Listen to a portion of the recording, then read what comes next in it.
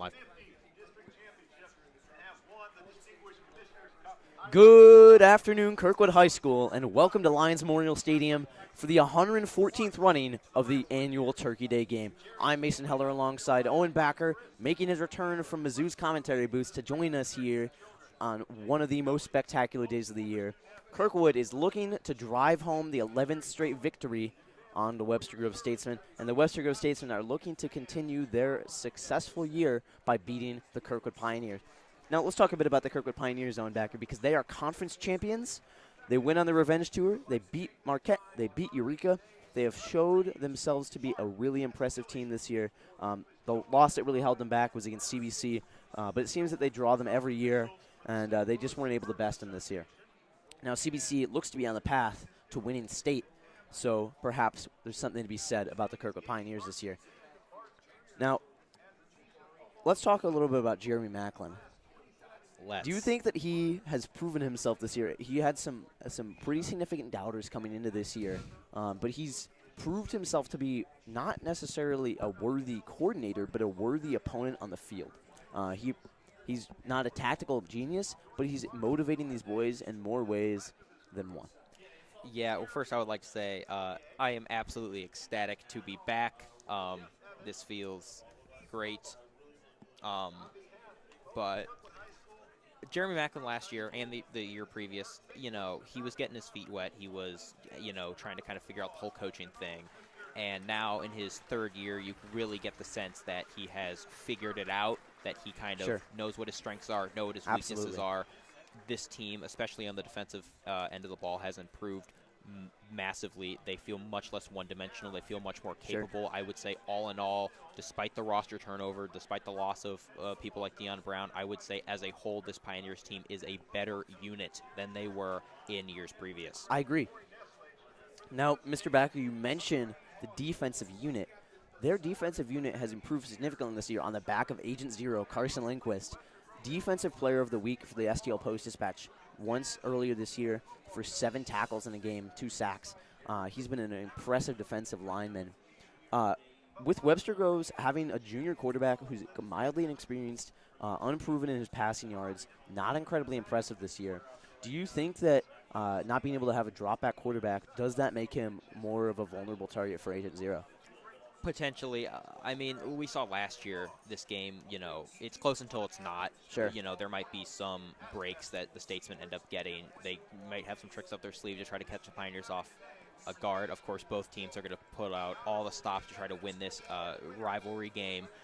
But I think overall, the defense knows exactly what they're up against with Webster, and I think they have done a good job this season of diagnosing the weaknesses of their opponent. And so, like you mentioned, they know exactly the not necessarily flaws, but maybe the shortcomings of this Webster offense, Yes. and I believe Agent Zero should easily be able to capitalize on that, as well as the Kirkwood defensive unit as a whole. I don't believe they should be letting up too many points this game. So, right now, looking at the Moss Award winners, Creighton Wise, Kirkwood's winner, he has been benched this year in favor of a junior quarterback, Owen Neslage. Incredible pocket passer. There were some questions about his scrambling ability as we saw him and Creighton swap back and forth in the Eureka game. Creighton's sideline with turf toe. Supposedly has been healthy but has never been given the option over Owen Neslage by Jeremy Macklin. Do you think that starting quarterback juxtaposition is going to play a role in today's game? I do. I mean, we saw last year Neslage, he got a few snaps as the third-string quarterback in games that were complete and utter blowouts. I liked what I saw from him. He looked solid, and also Wise started last year as the backup quarterback as well before he ended up taking the mantle as the starter. And so at this point, this is kind of just a tradition at this point. It's just something that continually happens where the backup will supersede the starter. Ultimately, junior or senior doesn't really matter. I mean, if you're Jeremy Macklin, you put in who's playing best. Exactly. And Neslage, from everything I've seen this year, because I've been tuning into your guys' wonderful broadcasts from the land of college. From everything I've seen, Neslage seems like he has been the better quarterback this year, and I don't think that Webster should pose any challenge that he has not seen before. Okay. Now let's talk a little bit about the Webster Grove Statesmen. With that unproven quarterback, they've got a wide receiver who looks to be impressive, Brody Zarkey. He's been able to catch balls wide out. He's been able to be a bit of an impact player. Webster has risen from their 1-win season last year to a 3-win season. On the I'm up not and going up. to talk about that being much of an improvement, but it means that the attitude might have changed. They're able to beat teams that are arguably worse than them, and they're not defeating themselves. They haven't taken a lot of penalties this year, less than 100 yards combined penalties in the last 3 games. So they've stayed disciplined on both sides of the ball. What are your thoughts at the moment? Well, so the Pioneers, I mean, obviously, you know, they went from Class 5 to Class 6. They're a very good team. 3 state championship appearances since 2011. And Webster was a program that, let's not forget, that their football program was in jeopardy not that long ago. Of the prospect of them even having a football team to field was unsure. And now, like you said, 1-win season to a 3-win season, they are setting themselves apart as not bottom of the barrel. They are able to beat teams that are, you know, 0-10, the teams that are not able to do anything. They are a competent football team, and as much as that seems like a backhanded compliment, it really wasn't something you could have said even half a decade ago. And so they say for rivalries, you throw everything out the window, you throw records out the window. This team has the idea that they can win football games. Yes, I believe you said 3 combined wins. They have the passion. They Yeah, have the passion. 3 No, combined wins. I don't want to interrupt you, but we're currently watching a spectacular performance of Black and Blue by the Webster Groves Statesmen Band. I can see that. A performance often reserved for very good trombonists. So just want to shout them out. Their band is good. This Webster team has the passion. They have the fans who have the passion. They want to win this game. I think it's going to be closer than everyone's been predicting. That's what I predicted last year, and that was again true until it wasn't. Where this team now, even though they at Webster Statesmen, the teams they have beaten have a combined 3 wins this year between all 3 of their opponents. This team now knows that they can win, right? That they have confidence, and they would like nothing more than to snap that. It's been 9 straight Turkey Day games, 10 years because COVID obviously canceled a year of Kirkwood winning this game. They really would love to walk into the Pioneers' house, into Lions Memorial Stadium, and break that streak and not let it get to a tenor. All right, well, the time is now. It seems like it's time for kickoff. Number 33, Evan Peters, will boot it. The Pioneers will have a little conference beforehand. We appreciate you tuning in with us on this wonderful Thanksgiving Day, spending your Turkey Day with us. I'll remind you of who's here. I'm Mason Heller alongside Owen Backer. We have Quinn Sells, Ava Horan, Erica Schmidt, Miles Boyko.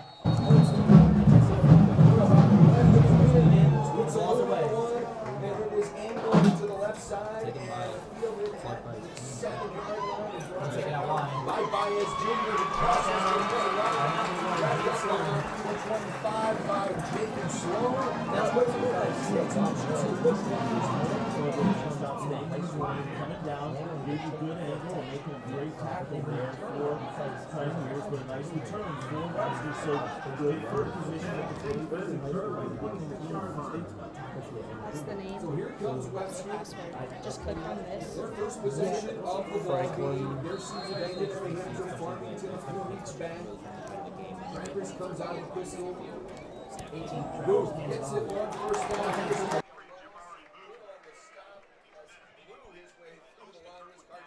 Saw there, and like I was saying, when maybe Webster isn't as capable of competing with, I almost said Mizzou, crazy. Sure. Competing with Freudian slip? Yeah, no, really aren't as capable of maybe competing with Kirkwood in the trenches. You want stuff like a lucky turnover or a kickoff return for a touchdown, breaks like that. But he'll throw this one there. Nearly picked off I by thought that number was picked. 14. That's the other Sloan brother. All right, I lied. That's Rick Williams. Read the play well. He really did. That was a good, kind of a 50-50 ball there, which is something weird you don't really want to throw when it's a 5-yard pass, but Sure. It was knocked down nice by the defense, and now early in this game they're already facing a 3rd down. 3rd down for Webster. Kirkwood is going to be keen to stop the run game. Their loss against Lindbergh was because of really terrible run defense, so they'll be looking to read the run plays here. Travers. Inside the hashes, snaps the ball, drops back to pass. He's looking for his reads. He's under pressure. He's scrambling to his right. He launches this one. That one is nearly caught.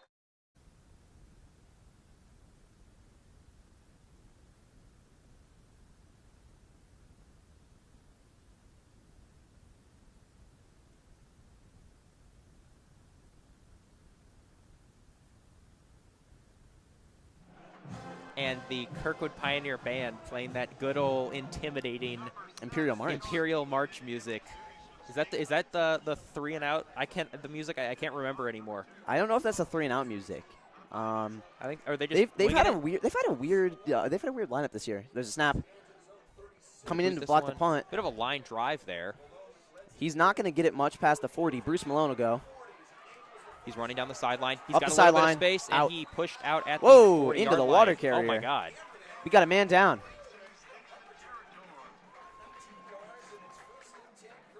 That reminds me of actually, Coach Jeremy Macklin, when he was in the NFL, ran out of bounds that one play in Arizona and got pushed straight into the Gatorade. Do you remember that play? I remember that. Yeah. Wow.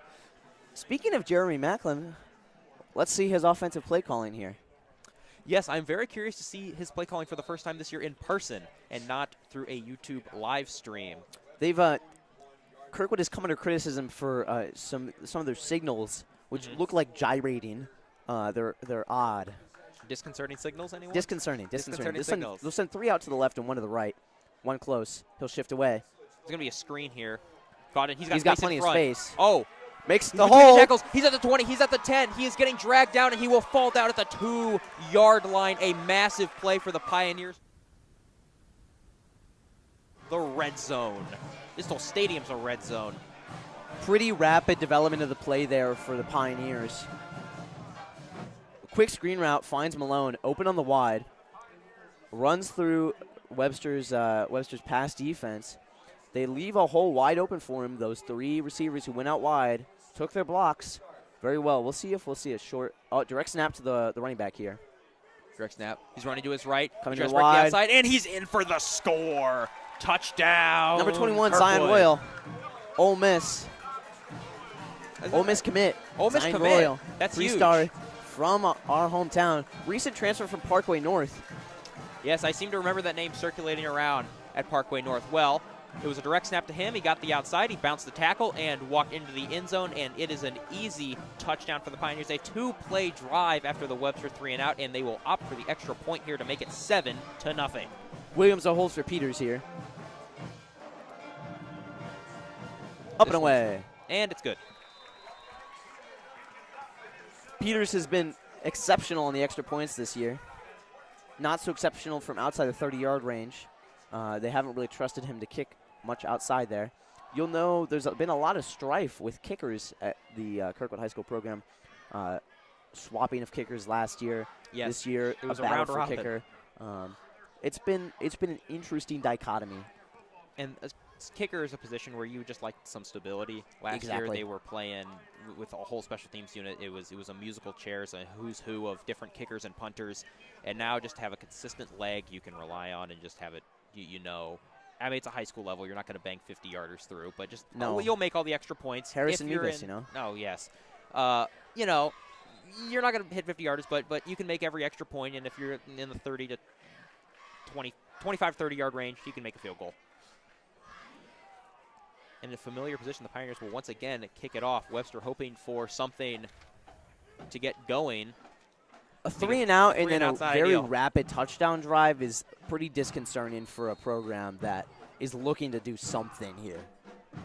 Not, win the game, but something. They need to make some sort of play. Make it close. And this Big one is ball booted. in, out to the wide on the 10. It's once again fielded by Bias Bias Jr. Jr. Rapidly taken down. That'll be less than a touchback, and once again, the Statesmen offense will trot onto the field to try and generate something in this game. It wasn't necessarily the 3-and-out last time, but it's how they went 3-and-out. You know, the 1-yard run, incomplete pass, punt, and it really looked pretty hapless. I'm looking for something from this Webster Groves offensive line. They've got great. It looks like gray shorts on with their uniforms this year. There's not a lot of orange. I was expecting more. I'm going to be honest with you. Not very Turkey Day of them. Sends a man in motion. Man in Snap. motion's covered off by Williams. Fake handoff.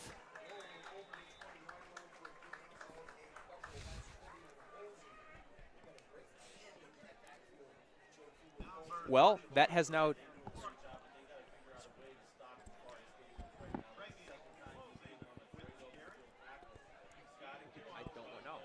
Okay.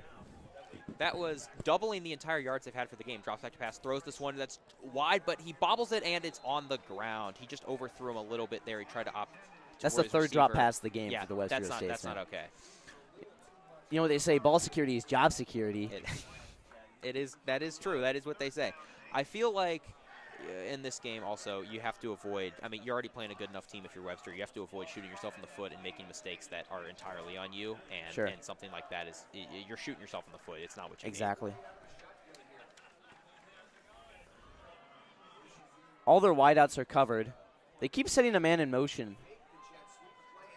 He's going to throw this one out to his receiver in the flat, and the fourth dropped Fourth drop pass of the game. Every pass thrown has been dropped. I get if your hands are cold. It's not that cold out here. Our windows are open. This is not It's true. Our windows are open. normal cold They're Turkey wearing Day gloves. game. There's no excuse to drop those passes like that. Nope. It's a good 55-degree day. I'm not sure what the issue might be. I mean, The Webster- passes have the only pass that really should have been dropped was the third one that was thrown behind the receiver. Yeah, I don't even know that would count necessarily as a drop, but the other one's not great. But either way, we'll have another 3 and out. This Sean one Keegan, booted oh, straight very- up. That one just barely gets past the line of scrimmage. A fortuitous bounce is helping the situation a little bit, but the Statesmen will touch it at the 44-yard line, and the Pioneers will take over with a short field once again. Kirk with the ball at the Webster Groves 43. It looks like. Yeah, they spotted it at the 43 here. We'll see who the quarterback is. The question for me at the moment is, when do they start putting in the other guys to give them a chance? When that happens, I think we'll see the game start to shift maybe in Webster's favor. But until then, Nestle just fakes the snap. Sends a man in motion. Snap. Handoff. He boots to the outside right around the right tackle. He is wrapped up and brought down behind the line. That was a nice defensive play. He really didn't have anywhere to go. Indeed, the Webster Statesmen really needed that. Number 4, Greg Richards, the ball carrier. Richards hasn't gotten the ball many times in the offensive, or not the offensive zone, the offensive end of the field. It's usually been opted to Zion Royal, who's been playing at what I would call the receiver back. Slot receiver is the real term. But what Luther Burden has been playing at Mizzou, he's been opted to the ball more times than not. Or it's empty backfield. Nestlage in the shotgun. Snaps, drops back to pass. He's going through his reads. He's scrambling under pressure. He avoids the tackle, and now he's got some space. He is brought down after a nice gain of about 7. What looked like potentially a loss of 3 or 4 yards turned into a good gain for the Pioneers, and now it is 3rd down and short. And we talked about that before the game. Does Nestlage have the ability to scramble like Creighton Wise does? And he did. He just gained 7 yards on that play there. He's definitely got something to give. Quick snap here. They'll send off number 7, Devon Adams.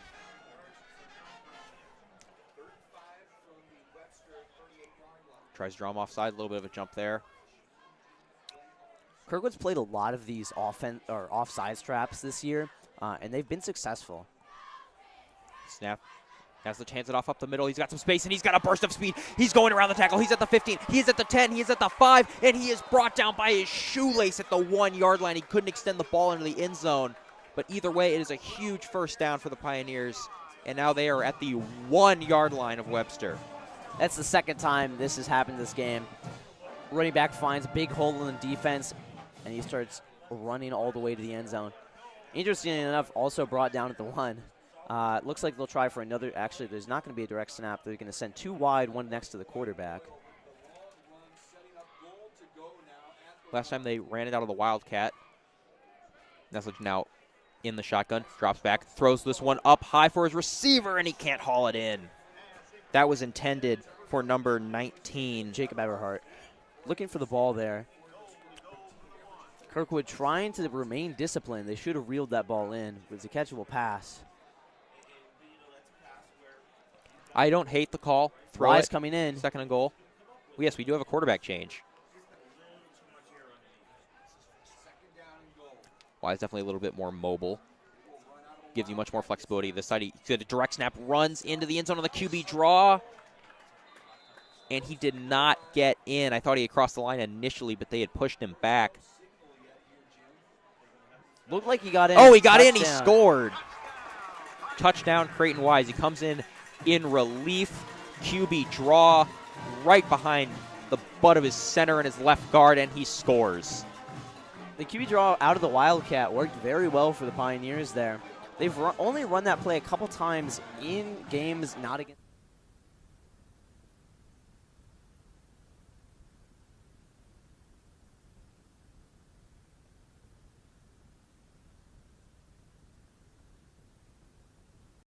There, unfortunately, didn't happen.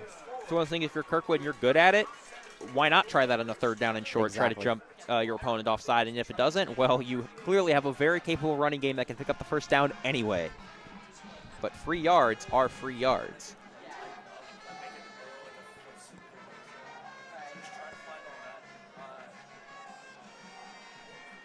Webster's band is playing like all of the popular internet songs, and like they've played like 4 Star Wars songs. They've played have. like The Webster band, now no diss on the Kirkwood Pioneer Pride band, but the Webster not. band is getting me going a little bit more. They are low-key cooking. Low-key cooking. What a phrase. I mean, I'm not wrong. I was told by my mother back home to cool it on the Gen Z lingo. I disagree. You disagree? I feverishly. I want all the parents watching to have absolutely no idea what is happening. Bust down Livy Gronk. No, Baby Gronk. no. We're putting the kibosh on that. That's what I thought. I figured you would avoid I that. retract my previous statement. I'm glad you did. Pioneers set to kick it off. Pioneers with 2 touchdowns. The Statesmen still without a first down.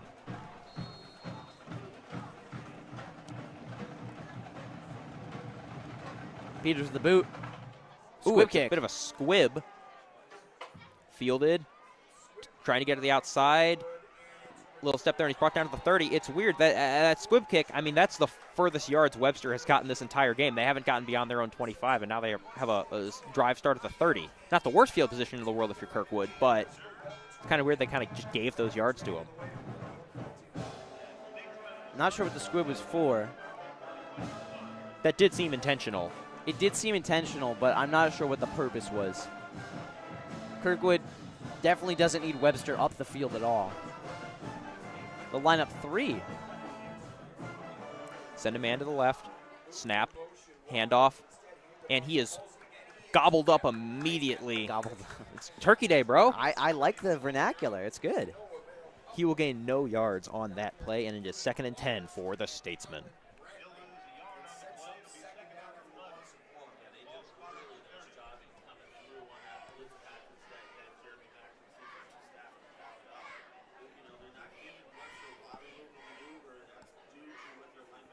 Snap, throws immediately on the quick slant, and a nice little gain there.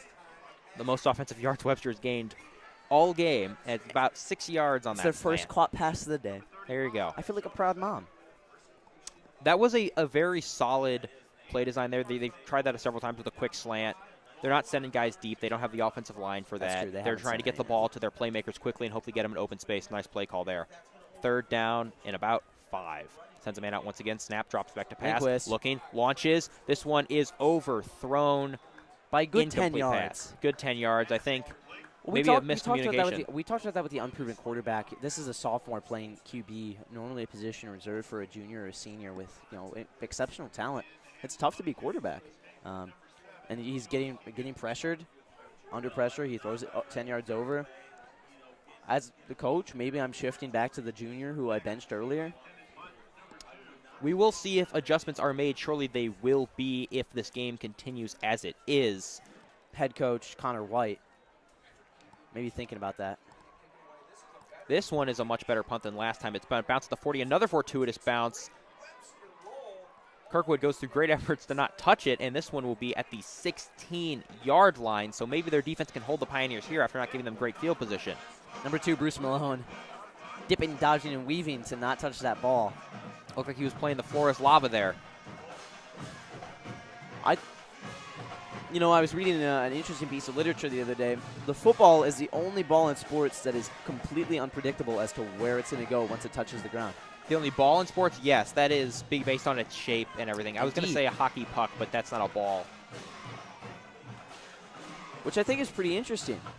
I would say, yes, also you were reading an interesting piece of literature. Yeah, How educated. we have to keep it classy on this broadcast.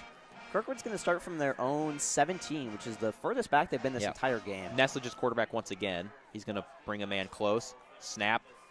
Pitch, and he's going to send it the other way.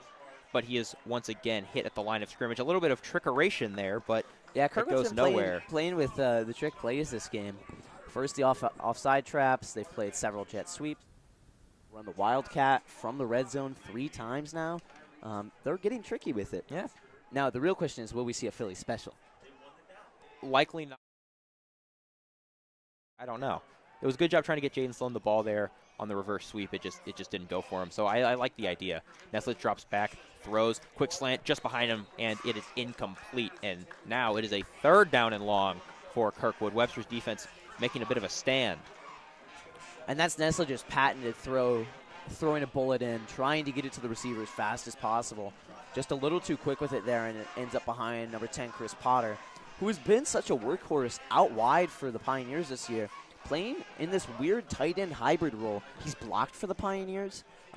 He's found close passes, short slants, and he's been in the region for wideouts. It's an interesting setup that the Pioneers have got him in. The snap to Owen Nestledge. He's looking left. He's going to throw this one. That one is caught, and he's beyond the 1st down, and he's got a little bit more. That was caught by Larry Robinson. His first catch of the game. It was a beautiful route and a good catch, and a devastating play to give up after Webster as they had the Pioneers at 3rd and 10. Hurry up offense from the Pioneers. Nestledge looks to the sideline. They tried the offside trap again. They keep shifting.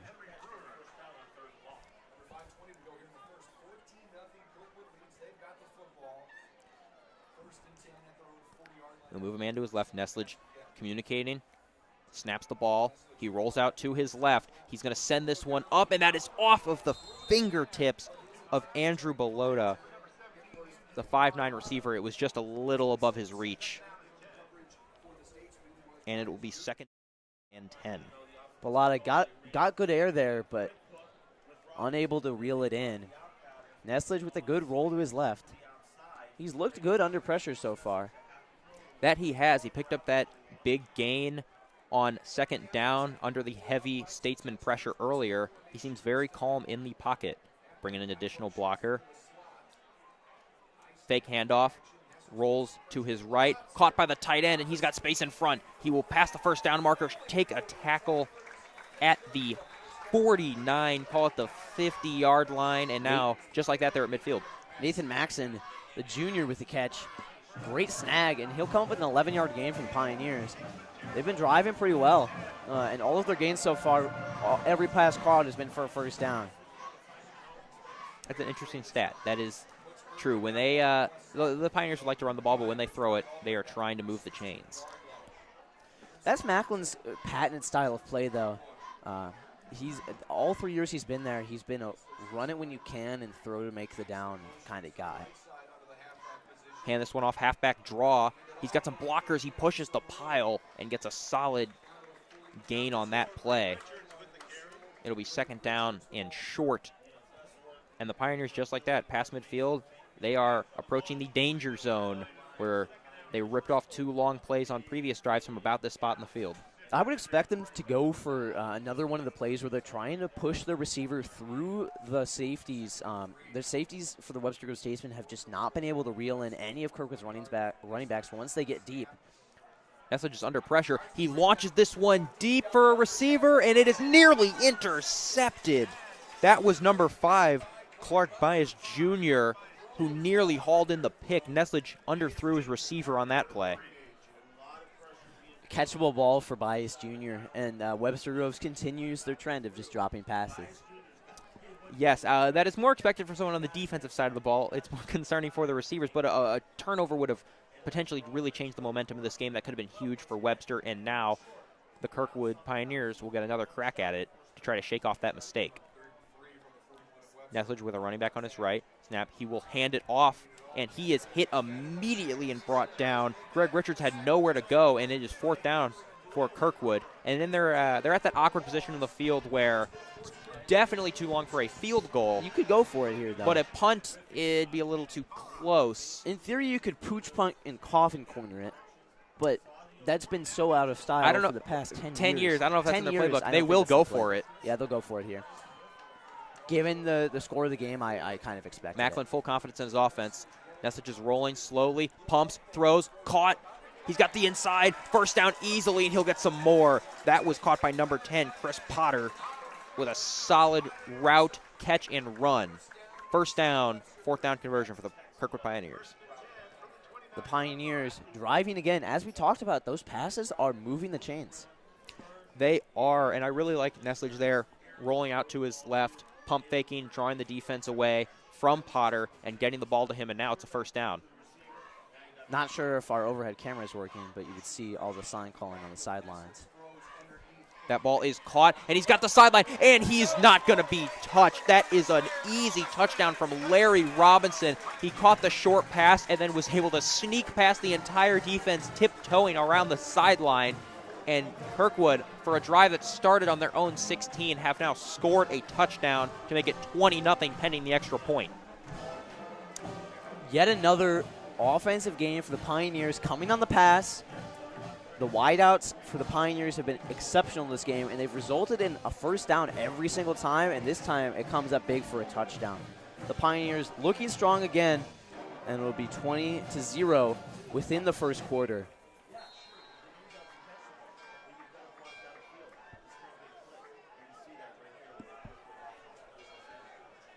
Some confusion on the Pioneer sideline. Wallace will come in.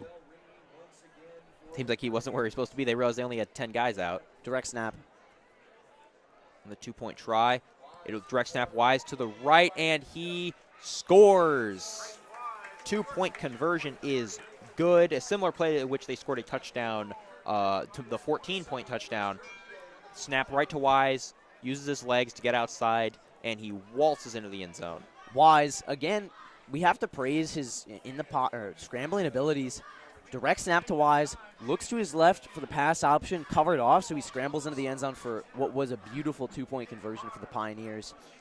Now, what I would have expected there is something like the Philly special where it snaps out to maybe Nessage. You are on this Wise Philly special. You know, I really do. You want to see it. I want to see it because I think Kirkwood's offense is so capable of pulling off a play that I don't think many of their players believe they can.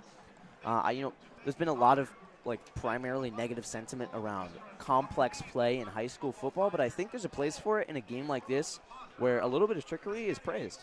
Yeah, I just get goofy with it. I mean, at this point, your season's over if you're Kirkwood. This is the last football game you're playing. You just reach into your playbook. All right, what haven't we used? Oh, we haven't done this? Let's roll it. You know, it's been 3 weeks since both of these programs' season ended.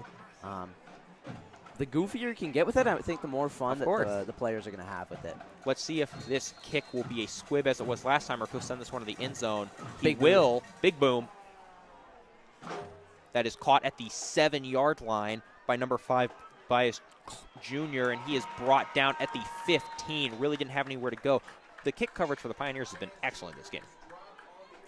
Picked up like a snowplow there. He was raised into the air. It's pretty impressive. Kirkwood's tackling has been very disciplined this game. Something that both Mizzou and Kirkwood have struggled with is wrapping down the ball carrier and bringing him to the tell me turf. about it, man. Well, I feel the need to, you know. But they've done a good job of bringing down the ball carrier. They've got great discipline tackling so far. They're doing a good job this game. That they are. Good job wrapping up. And if you had just seen this game, you wouldn't have any clue that was an issue for this Pioneer squad this year. That's true. For some reason, Kirkwood always finds its discipline in a game like this. Even without practicing, they don't practice as consistently as they normally would leading up to the Turkey Day game. That ball is caught on the sideline, and he will tiptoe past the first down. That is Webster's first down of this football game. It was a nice pass from Travers. First caught pass for more than a gain of 3. Yeah. If there's any good time to start, it is now. Down 3 scores. Empty backfield. Snap. Travers throws this one from a guy way back, and he's caught it. That's a Canadian football play right there.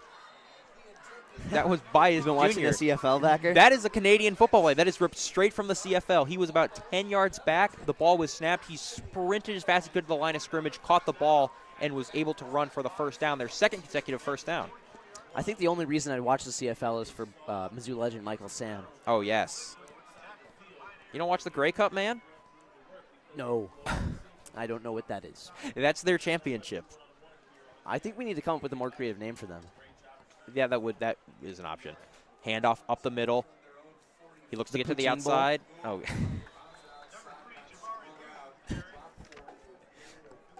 Mr. Backer's decommissioned. I've sent him to the ground. Oh my God. Okay. Do you have the fit of the Eagles? Do I need to No, smack you on the back? I'm fine. Gain of about 2 from the Statesmen. I'm too busy talking about the poutine bowl. I think it'd be a great name. I'm sure you think that. What do you think? Do you like your gravy powdered or fresh? Oh my God. Fresh. Travers drops back to pass, throw, and that one is caught. That's that quick release we've been talking about all the game. Snap, look to see who's open, immediately get to them and try to get their playmakers in space, and that is the 3rd first down in just 4 plays for the Statesmen. Indeed. Kirkwood is getting driven on. It's the truth. Yeah. If The they gro- had played with the- this momentum from the start of the game, this might be a very different ball game. I completely agree. Handoff up the middle. He'll fight for a yard or maybe 2. No, just a yard, and then he is brought down. You know, it's the commentator's curse. I talk about Kirkwood's disciplined tackling, and they just let him in, slip through 3 offensive linemen, or defensive linemen. Number 14, I apologize, number 14, Rick Williams, going for the chop block. Not the chop block. That's illegal nowadays. That's illegal nowadays. The legal version of the chop The block. legal version of the chop block. I'm sure all these young men would like to keep their knees Yes. intact. Will Travers. Quick release once again, and that ball is nearly picked off. It went through the hands of Bias Jr. Incomplete pass, another quick release. It seems that even though this is the designed play, it almost looks like it's catching some of these Statesman receivers off guard. Indeed. We saw that a bit in I love bringing up Mizzou. We saw that a bit in the Mizzou game where Brady Cook would get the ball off a snap that he didn't call for and have to scramble, and it really did freak out some of those receivers. Agent Zero staring down number 5, Bias Jr.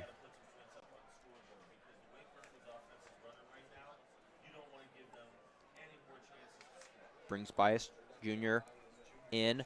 Look for him again. Nearly tipped at the line of scrimmage. That was a great play there, and it is incomplete. And just like that, after some questionable defense to start the drive, the Pioneers have forced a 4th down.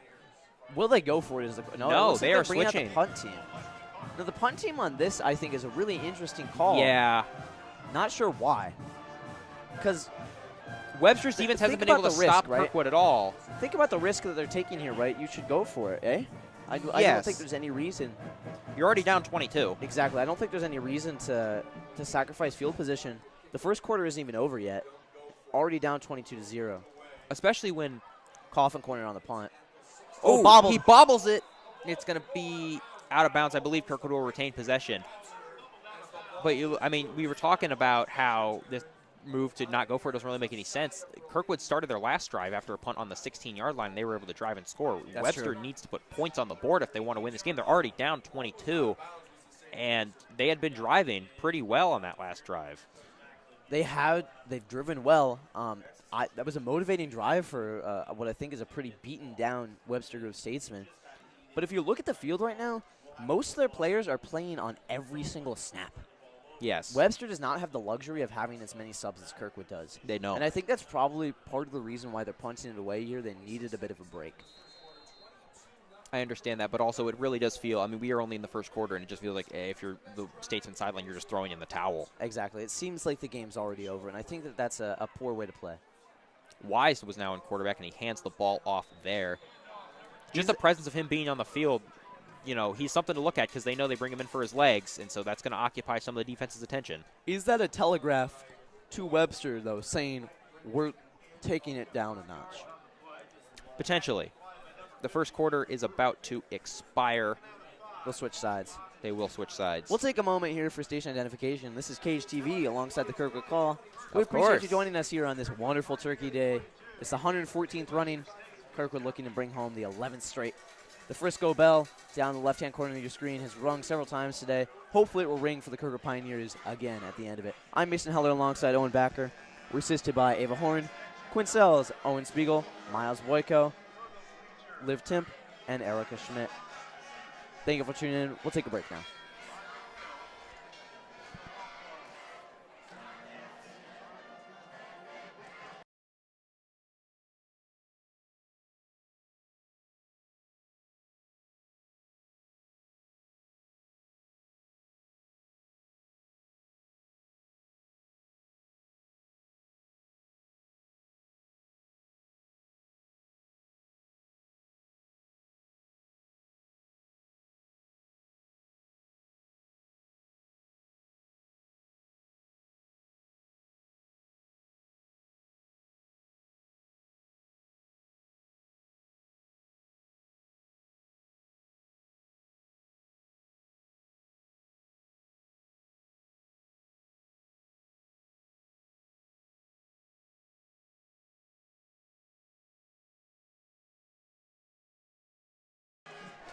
Welcome back to Lions Memorial Stadium. We appreciate you tuning in with us. Creighton Wise still the quarterback. He's got 2 receivers split out to his right, 1 to his left. Snaps the ball, fake handoff as he drops back, goes through his reads. He has all of the time in the world, but he'll opt to use his legs. He is scrambling. He's got the first down and much more. A huge gain for Wise. He had a few guys pretty open. I think he didn't see Potter to his right because that was his first read, and he looked away and he was wide open. Well, and that's the difference. We've talked about this so many times, though, but that's the difference between Wise and Neslage is that Neslage is one taller than Creighton, so he's able to read those routes a little bit better, able to get over the heads of the defensive linemen who really were aggressive in that moment there. But Wise opting to run, and it's not a bad decision because he gains 20 in the play. Yeah, Wise at 6'1", Neslage at 6'5". Oh, Neslage also a varsity basketball starter. Yes. Drop back, throws this one up. Oh! That was well above the head of Belota, and he was popped immediately. That did not look comfortable at all. And we talk about that, in air you are very, very vulnerable, and getting hit like that obviously not exciting for someone who just missed a ball. Potter on the wide out. He'll come back in. Good job shaking that one off. I would not want that to be me, is all I will say. We do have the privilege of being up here. Yes, safe from the scary people in pads. You ever taken a hit before, Backer? Yes, I have. I played football for 3 years. Oh, that one is up, and oh, he couldn't haul it in. He sent the tight end deep. He was all alone. I think Webster's defense forgot about him, but he just couldn't haul that in. Mixon has lined up on the line several times this game. He made himself an eligible receiver that time, and I guess Webster Grove's defense just shouldn't have counted him out. No, not at all. I don't understand how you're running, Webster's defense like that and you don't see that threat. I mean, he has a catch already in this game, and he was absolutely all by himself. Yeah, Webster hasn't had the greatest play calling in the world. Wise on a design run, and he's got the outside. He is at the 40, and he pushes a man down. An excellent run for Creighton Wise. Imitating Florida quarterback. Remind me of his name. Please. I beg. Dude, no, you're gonna live with your hair. We're gonna ask. Just say Jaden Daniels. You can just say he looks more like Jaden Daniels. Well, if you had watched the Mizzou game recently, you would have seen that Florida's starting quarterback dropped his shoulder and pushed through 2 Missouri linebackers. He broke his collarbone in the process, though, unfortunately. But Creighton Wise imitating that very strong shoulder, and they're opting not to send Neslage back in. No, this is his offense now. Wise under pressure once again, and he is wrapped up. This time he will not be able to escape, and he is brought down for the loss. A good job by Webster's defense there. That tackle made by number 52, Tyrese Reed. Reed with the tackle there. He's looked very aggressive on the defensive line. He has. He's pushed through Kirkwood's offensive line, which we had a lot of questions about. They lost Adam Kreidler and Wyatt Byers last year, 2 phenomenal offensive linemen and very large offensive linemen in favor of some sophomores and some juniors.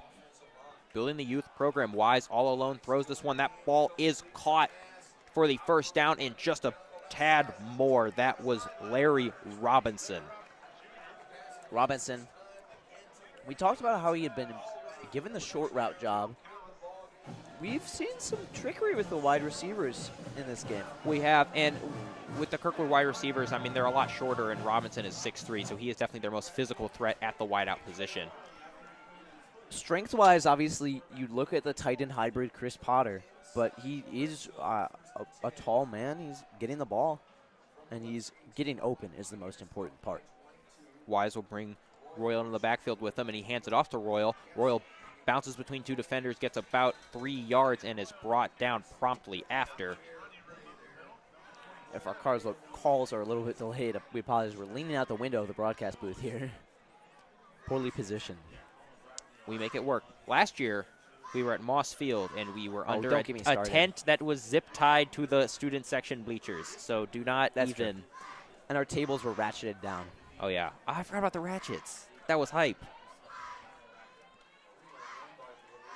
We also didn't have a scoreboard. That we did not. Wise, design QB run. He's going to run between the tackles. He's got some space. He is at the 5-yard line. He pushes through a defender, and he will score. A dominant touchdown from Creighton. Wise makes it 28-0 Kirkwood, pending the extra point. Kirkwood on a complete runaway here.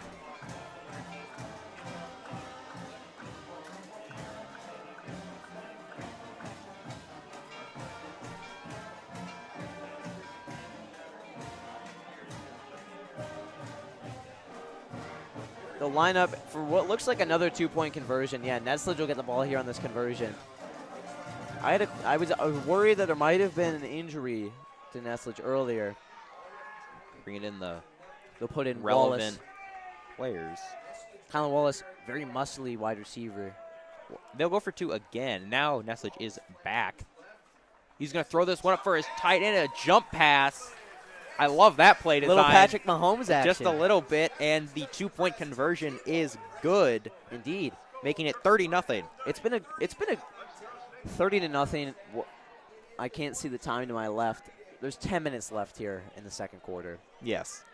Now, mission regulations state that after 52 points, the clock will run in the Yes. second half. So we'll see if that's the case, if Kirkwood manages to run that up. Now, it's 30-0 here.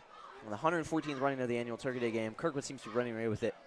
Does Webster have anything left in the tank, Backer? I mean, their last offensive drive, they were looking decent. It looked like they were really putting things together, and maybe that they couldn't win the game, but that they just wouldn't get embarrassed, and they decided to punt it away on 4th down, a rather conservative play call, and now it results in the Pioneers marching all the way down the field and scoring. So I think Webster does have something in them that we saw it last drive. They just need to be a little bit more aggressive and try to put some points up on the board.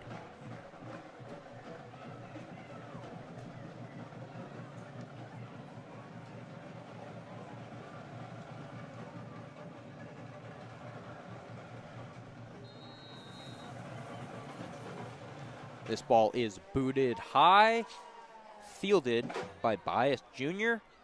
He's going to look to cut up the middle, and he is popped at the 26-yard line. A nice bit of contact from the Pioneers there. Flag on the play. Uh-oh. That's our first piece of laundry of the game. It is our first piece of laundry of the game. Took a whole quarter. The referees, I told you, though, Kirkwood and Webster are both disciplined teams. The referees usually don't have to bully their washers after the game. Yes, and props to the officials. It is Thanksgiving, and they are here. Everybody. Props to really everyone here. Props to everybody here. To get to take part in this great tradition in any capacity is truly an honor.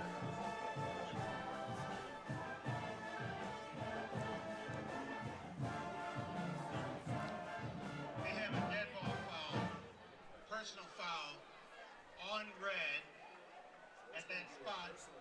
Also, an ejection. We have an ejection here, according Possibly to the officials. The hit seemed from my angle to not be anything too dirty, but there was also several players between where we're sitting and the actual piece of contact. Apparently the officials thought that was targeting. Yeah. Wallace did lead with the crown of the helmet.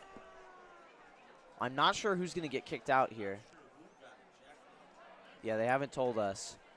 Well, that's going to be a big penalty that is incurred by Kirkwood, and also an ejection. I have gone to every Turkey Day game since I've been alive. I do not remember seeing an ejection in one before. Not sure who's been ejected.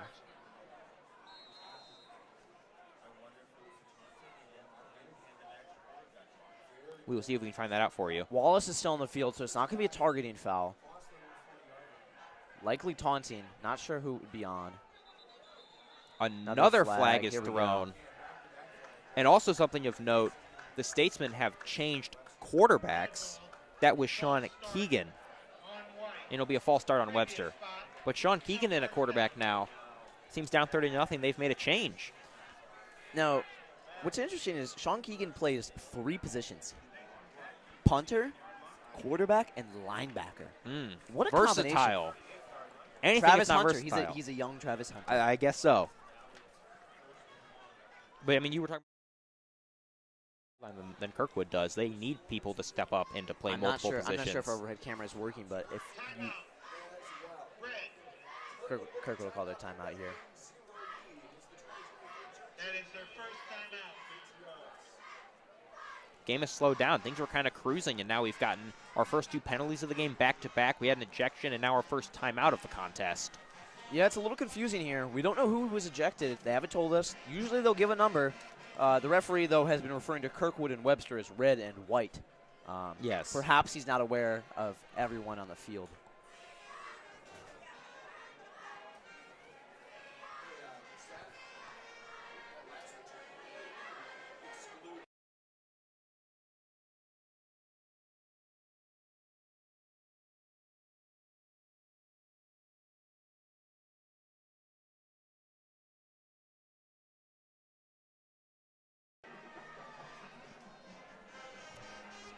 After that quick timeout, both squads will rearm and enter the field of play with 9:57 left to go in the second quarter. Webster trying to get anything going offensively. They've just made a quarterback change. We'll see if that sparks their offense in any meaningful capacity. I think it's interesting, though, because Webster had been driving with their previous They quarterback. had. So they continue to amaze me with their interesting calls, is We'll what see. I'll say. Fake handoff there. There's a screen pass, and they've got some good yards there. That was Canabara. I thought their line had completely collapsed. It was a nice design screenplay. We haven't seen that from them. Yeah, A good play. I'm not necessarily sure it was designed because they had 3 defensive linemen rushing the quarterback, but Yeah, I believe it was either a design screen or the line blew up so poorly that it worked out. Either way, a good play for Webster and a first down. Keegan drops back. He's going to launch this one. A bit of a wounded duck. Nearly. pass interference. Ooh, they're going to call him for PI. That's a tough one. I like Webster airing it out, though. Kirkwood's now 2 for 30 on the penalties and an ejection. We're still waiting to figure out who got ejected. We will get that information for you as fast as we can. Our rules analyst, Abe Rappaport, will be hopefully calling into the booth soon with that. We have a complex, wide web of people helping out with this, and we would like to thank everybody involved. We have a hold on red. They're going holding. Previous spot, 10 yards, be a first down. That's an interesting call. There was definitely pass interference on the pass. That there was. Either way, it is a first down for the Statesmen. Perhaps they're thinking it wasn't a catchable ball. Quarterback. That would explain. Direct snap here. It's going to be a direct snap. The toss, fake toss, and now he's going to run the other way on the counter. That was Jabari Booth. He had 2 running backs in the backfield, no quarterback. It was a fake toss counter play, but the Pioneers read it perfectly, like a book, and it's going to be a gain of 1. Like a book, he says. Like a book. Kirkwood's defensive line has looked very strong this game so far. Agent 0, Carson Lindquist, fortunately still in the game. I thought it might have been him who got ejected. He got into a scuffle with a Webster Rose player earlier. Oh, a bit of trickeration, but it ultimately will go nowhere. They brought the quarterback, Sean Keegan, in on a pitch and then had him throw a screen pass. Definitely the play calling get a little bit less vanilla here.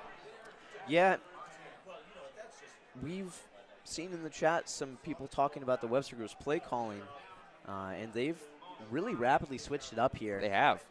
Almost as if they heard the criticism. I believe Webster's OC has been switched out for Kyle Shanahan mid-game. I'm interested to see how many people get Will that Travers reference. back in the game. He launches that one. That one is wobbly, and he missed his receiver that was intended for Bias Jr. Not the beauty. I think Matt Canada has been hired from his. Oh, his no. firing. It's that was definitely not the prettiest ball I've seen thrown in the world. Not at all. Webster has gotten some decent opportunities throwing the ball deep. They just haven't been able to place it where they need to. It's been overthrown, underthrown, but the receivers have been doing a decent job getting separation. Well, I don't want to hang their quarterback out to dry because he has been left with 3 suicide passes in the last drive. That is true. So I'm sure he's not probably feeling the best, but he'll also line up to punt the ball away now. Versatility, baby.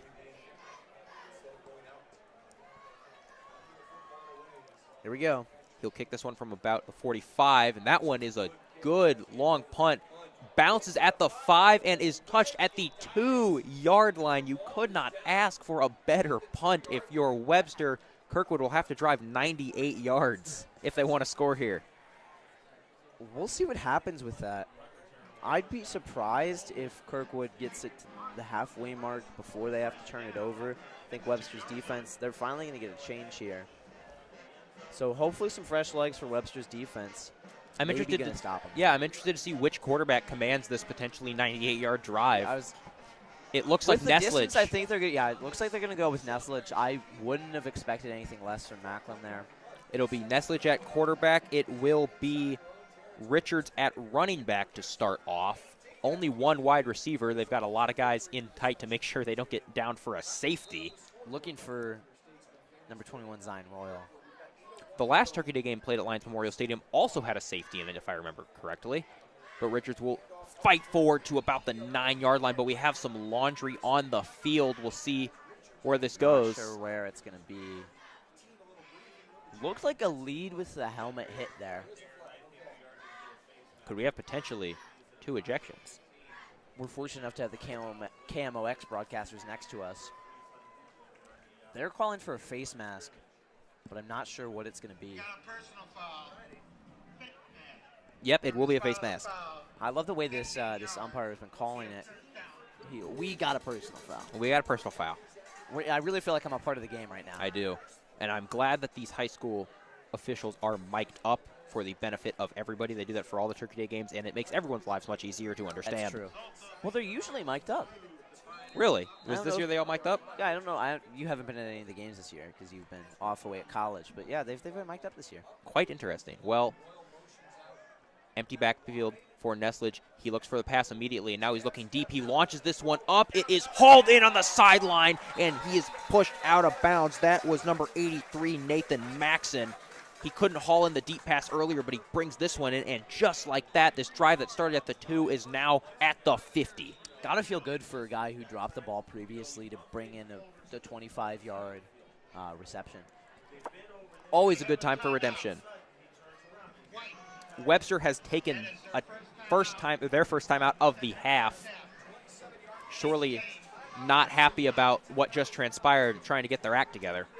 Yeah, with 7:42 left in the second quarter, Kirkwood driving down the field at the 50-yard line. It looks like they're going to try to run away with this game score and then maybe shift to their second stringers. I would expect that if they score here. I do as well. We will take a small break. We'll take a small break here for station identification. I'm Mason Heller alongside Owen Backer. We're here on KHTV.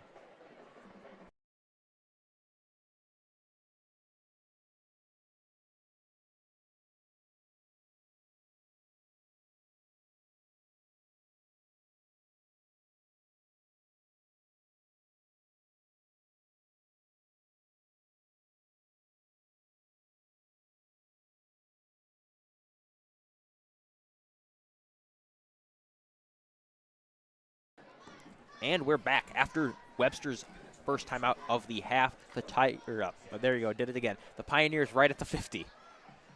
Snap, Neslage, fake throw, handoff. He's got some space, a good burst of speed, and a gain of about 5 yards. That was number 21, Zion Royal. Abe Rappaport has texted the booth. Number 61, Marcus Tatum, ejected for a punch to the face. A punch to the face is what the ejection is for. Undisciplined play from Marcus there. That's unfortunate for Kirkwood. He's been such a great asset to them on the line.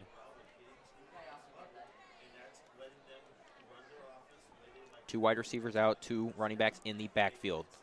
The snap to Neslage. He hands us off once again, and he will get the first down. This time, the carry was number 5, Kylan Wallace.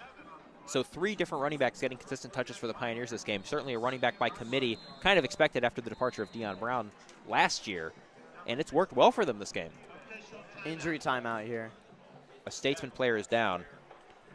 We'll take another little break here as the Statesman player tries to get up off the field.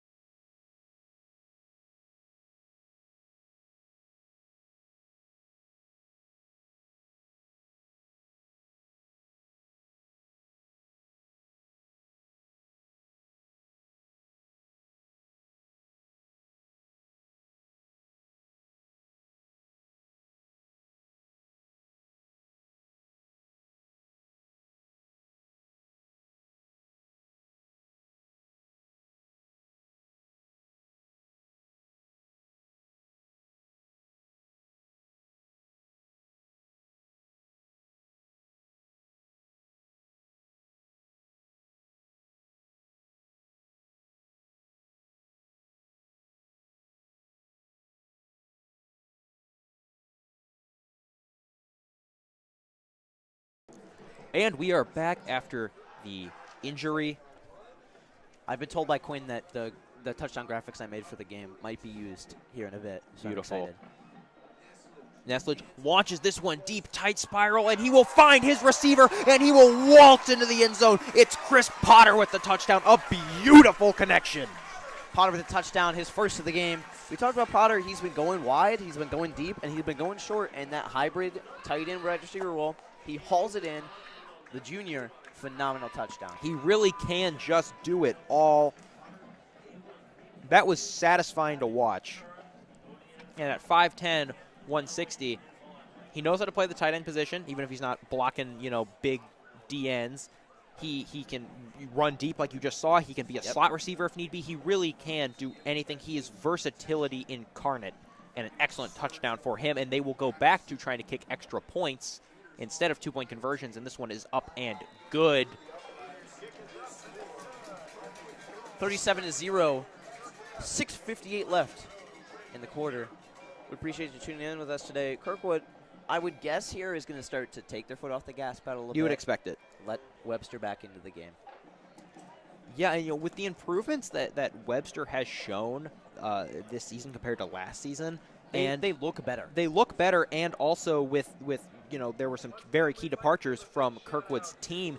You'd think this game would be closer, but if you recall last year, it was like 7-7 at one point. And you could say part of that was it was raining, it was on Moss Field, it was muddy, in which, I guess you could say weather is the great equalizer in sports, and it's not really a factor today. No, not at all. It's great weather. Now, something I wanted to note, I wanted to talk about this in the pregame show, but this is a home game for both teams because Moss Field is undergoing renovations to get turf.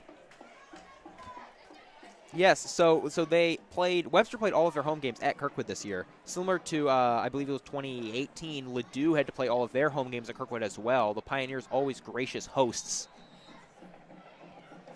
It's that Pioneer hospitality. Yes, that Pioneer hospitality. that's why I'm here. Now, I wish we could say that the Kirkwood hockey team had this same hospitality. Not quite. We'll mention that now. The Kirkwood High School Hockey YouTube channel will be active soon. We had to create a separate channel. We can't affiliate ourselves with KHTV because the student section is completely unregulated at those games, and you can imagine what comes out of the mouths of rowdy teenagers. Even though this is the last football game that Kirkwood will play in 2023, the broadcasting never stops, and I know the good people here at Kirkwood Call and KHTV will continue to bring you all of your Kirkwood sports needs. We try our best, don't we? You do. We do. You do try your best. 6:34 left in the quarter. Handoff once again. Webster trying to establish a ground game. This time the carry is for number 32, Cameron Fowler. And he lost it, and Kirkwood will come away with it. It was a fumble. Number 14, Rick Williams will take the ball. Not sure what the officials are discussing. It's Kirkwood ball. A pretty mundane run, just trying to get the drive started with a draw play up the middle, and the ball pops out, and now the Pioneers will start. They drove 98 yards last time. They're going to have to drive a lot less on this one. I'm hoping that my man Quinn Sells next to me will have my touchdown graphics because I think they're about to score again.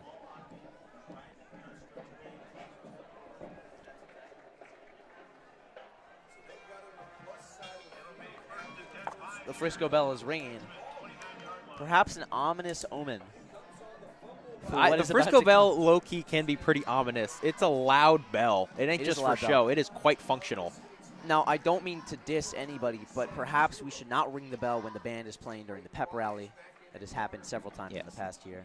Wise, back at quarterback, drops back to pass. He'll throw a screen pass.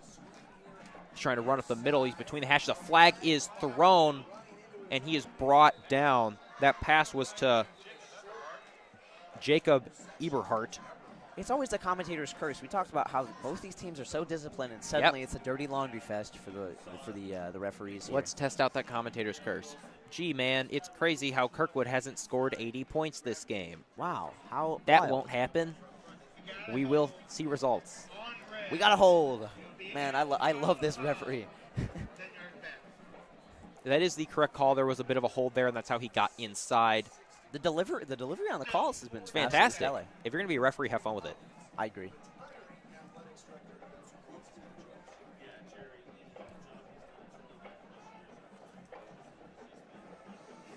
Still looking for Kirkwood to put in the second string. Perhaps we've seen them do this before, where they would they play until the second half. Yeah. And then they drop high it down snap. a bit. Immediately given to Richards. He's going to dice between the defense. Easy first down. He runs with such finesse, yet such force. He's a very entertaining running back to watch. Cody Schrader-style running back. He's not trying to run around you. He's trying to run through you. And Yes. I think that's why Webster is having such a hard time. They keep sending men out wide to anticipate the wide out, but it's just not happening. No, he runs bigger than he is. Only listed at 5'10", but you'd think he's at least 6'1", and he also has that finesse where you could also think he's 5'7". He bounces between defenders and tacklers very, very well. Well, you know, they say that.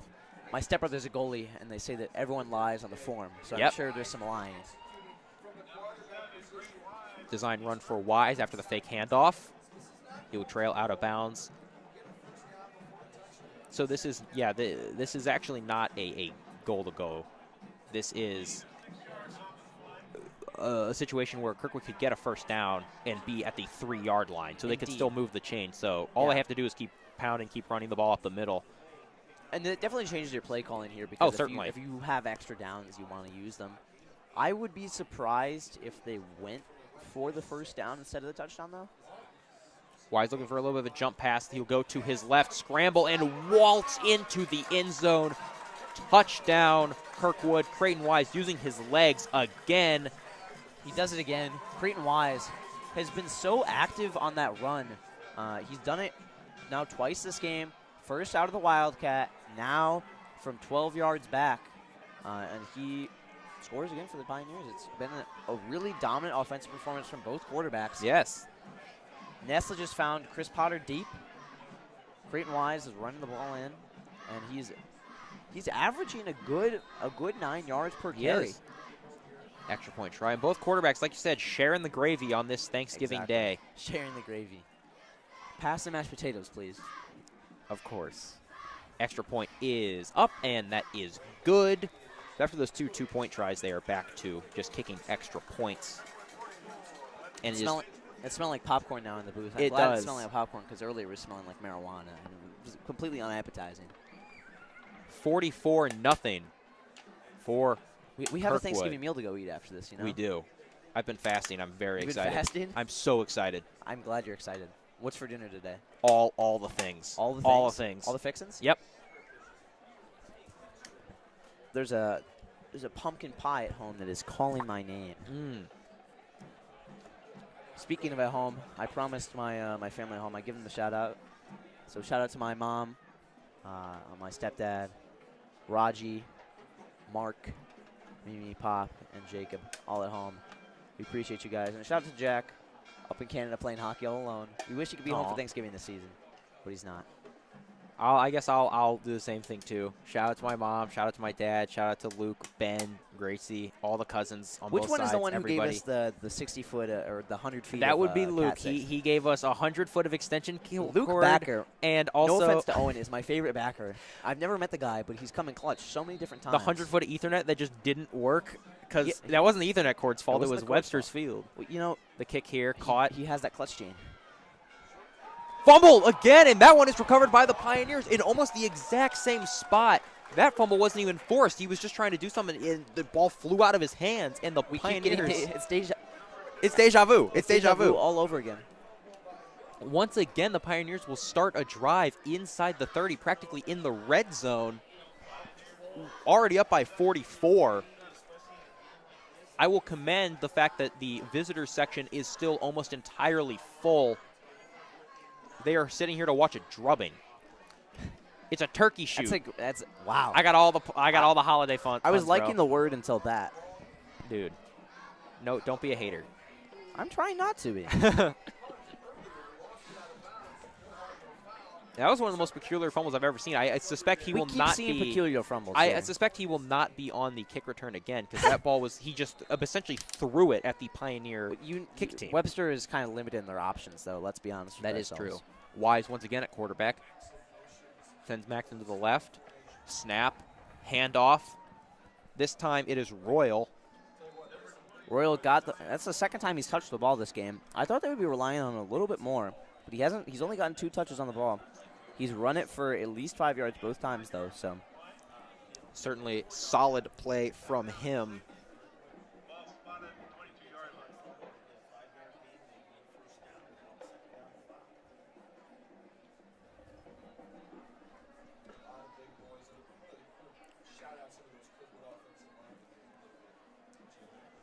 want to shout out Liv Timp. Couldn't make it to the game. Graduated Kirkwood High School. We appreciate all of her service. We were hoping to have her on Our the camera. camera woman last year. We were hoping to have her on the camera. Snapped a wise. Handoff to Royal once again. That's his third carry of the game, and he is wrapped up in the backfield. Not much he could have done there.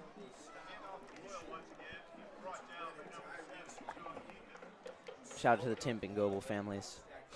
Jake Goebel hopefully continuing the legacy next year.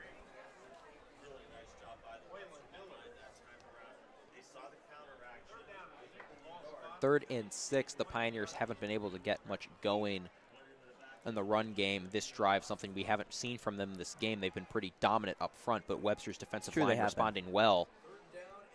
Third and 6. I see if they'll go for the pass or maybe a design QB run with Wise again.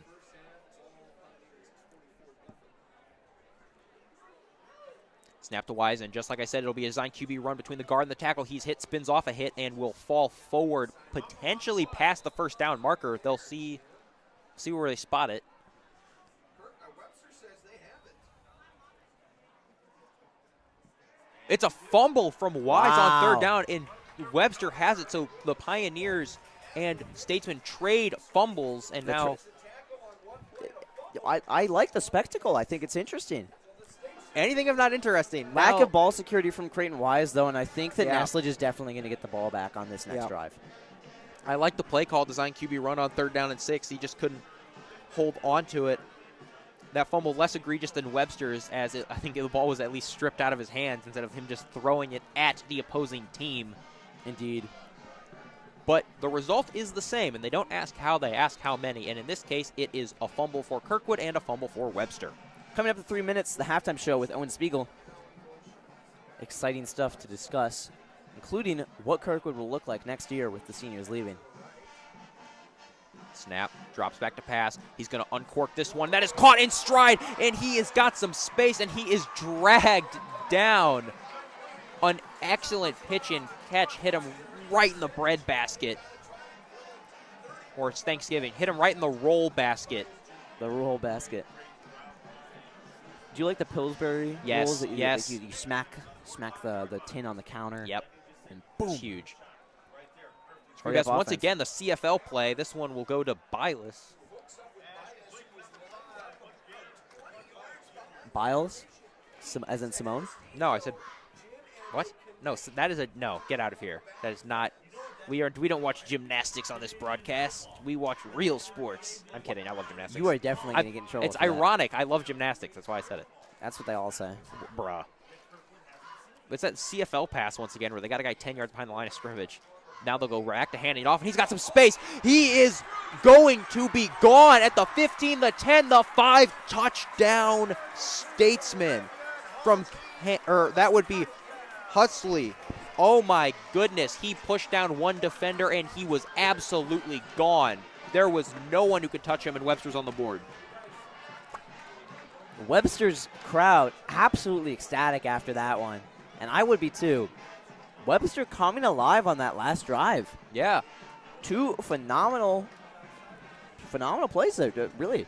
And Kirkwood's defense, I think, was a little bit tired out because you had a long drive from Kirkwood where Webster's offense was on the sideline, and then they immediately fumbled it on the kickoff and gave Kirkwood's offense the ball again. So Webster's offense, I mean, they went a good 10 minutes or 15 minutes in real time without being on the field. That well-restedness may be contributing to that touchdown there. And now they go for 2 because they might as well down 44-6. Will Travers, the quarterback, sends a man in motion. Whistle is blown before the snap. There will be a flag on the 2-point conversion try. We'll hear what they have Looks to say. like delay of game. Delay of game, 5 yards, still an untimed down. 5-yard penalty. I'm curious to see if they will go for the extra point or if they will go for the long. It looks like they're going for it. 7-yard 2-point conversion. They will go for it. And you can't really blame them for it. No, you don't see this too often. It's very interesting to see a team try a 2-point conversion from 7 yards out. Why not, right? Oh, no. I agree with the call. The comeback starts now. Now, Owen, are you familiar with an octopus? Do you know what an octopus is? I am aware, yes. We'll see if there's an octopus on this play. 35 sent out close. Travers drops back. Everybody is pressuring him. He throws just behind the receiver. Bias Jr. incomplete, and so they will not convert the point after. It is 44-6 for Kirkwood. Now, those of you who aren't familiar with an octopus, that's where the same receiver catches both the touchdown and the 2-point conversion. Yes. Not happening today. Octopus as an 8 because you get 8 points. Yes, as in 8 points.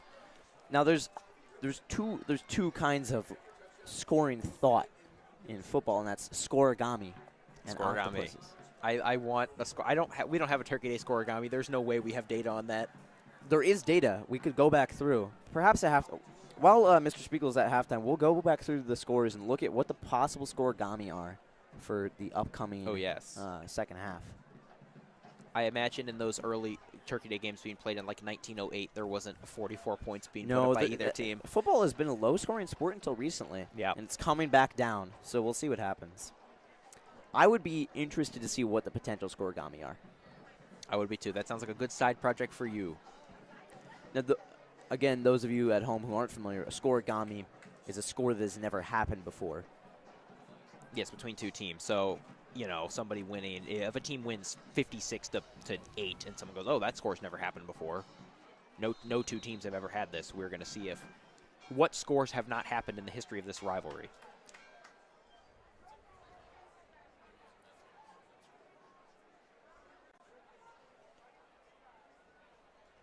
Webster set to kick the ball off.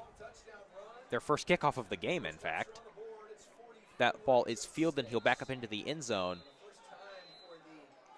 Whistle's blown, and it will be a touchback with those new touchback rules. Yeah, the new touchback rule is interesting. Someone in the end zone. People have been trying to limit the amount of collisions that happen on special teams often. That bumping the touchback from the 20 to the 25 and also making the ways you can get a touchback greater to avoid the amount of collisions that happen on special teams. Now, I'm sure my father at home, who former football player and rugby player, would suggest that the tackling is the problem. But we won't get into the semantics of that. We will not.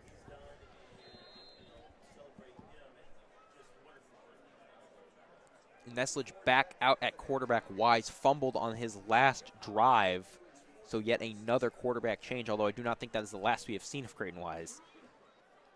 Fake handoff, sends it on a screen. Nowhere to run there, but another flag is on the field just as he's brought down. It's interesting to see what this call will be. I don't think it's a holding or anything like that. Yeah, I'm not sure what the call would be here.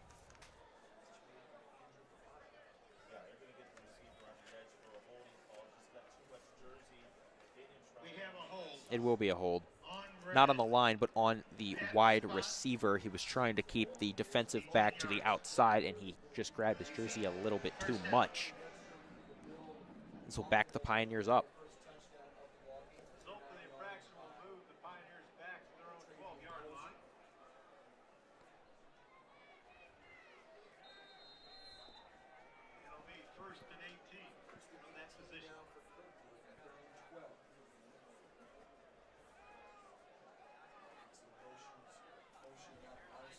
And some premature movement on the line. It'll be a false start. 17, Andrew Belota. They've been pushed back 15 yards by penalty. Ooh, we got a false start. Everybody but the center. That's true.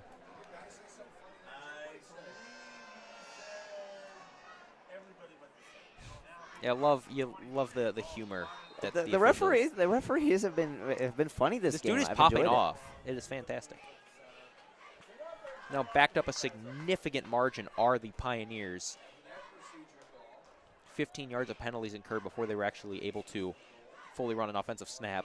Neslage drops back, going through his reads. Nobody's open. He throws a pass, and that one is caught. That one by number 4, Greg Richards, and he is able to thunder his way forward and finally brought down. All of those penalties ultimately do not matter, as it's a Kirkwood first down.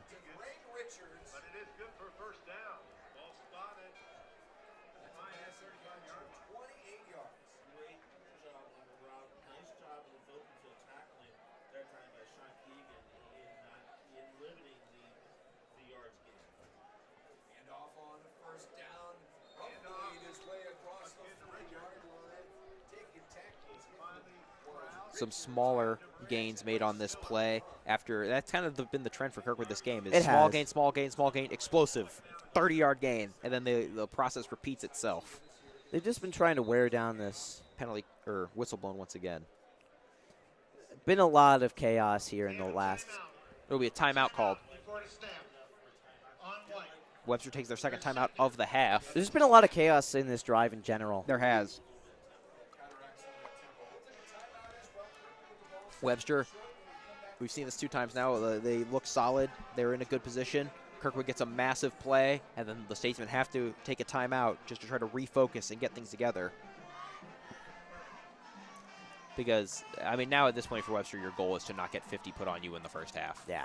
Because that in Man, itself is that embarrassing. running clock really is just kind of a sign of embarrassment Yeah. at that point. Now, if they don't get to that point threshold before the second half, then the clock will not run. And we will Yes. have another good hour and a half of football. It might be the objective of Kirkwood is to try and get up by that. You said it's that 52-point margin before. Yes. Neslage, empty backfield, 5 wide receivers. Looking for it. Drops back. He's looking deep.